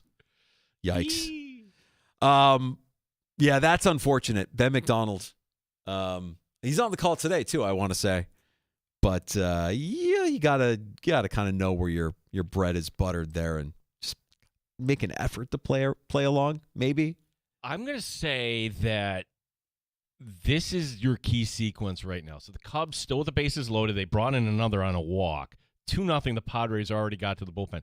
If the Padres get out of this, and it's 2-0, and it's 2-0, when you could have busted this game wide open. Tyon has a look about him in recent weeks. He kind of has that possessed. He's sneaky good. He was a guy, Danger, when he came up, like, okay, this guy's going to be the next great one. He spent some time with the Yankees, That's too. right. Like he's been around. That's right. And you've seen this happen with guys like Eovaldi, pitchers that, all right, maybe it takes a little later for them to bloom, but yeah, that's why I think the Cubs are going to be okay. Tyon. Okay, so we got a 2-0 lead here in the bottom of the second. Bases loaded, 1 out. And JR Sport Brief, I guess we'll have to keep you posted on that action from Wrigley Field. The Guardians aren't going away necessarily quietly. 6-3, top of the ninth. We'll see if they have any juice left for the bottom of the ninth to try and win that series. But right now it looks like Detroit will be heading to Seattle. And, of course, tonight you've got Yankees and Red Sox from the Bronx. Win or go home. Are you not entertained? And, oh, by the way, Week 5 gets underway in the NFL from SoFi Stadium in Los Angeles with the Niners and the Rams, a little NFC West rivalry. Plenty of action to react to tomorrow when we return to the Sports Bar. We'll be joined by Thad Brown, News 8 Sports Director, and D.A. Damian Amanda-Laura, the Bill Maddock Podcast, will be stopping by the Sports Bar at 425 as well. Have a great night. Thanks for listening. And JR Sport Brief is next on The Fan Rochester.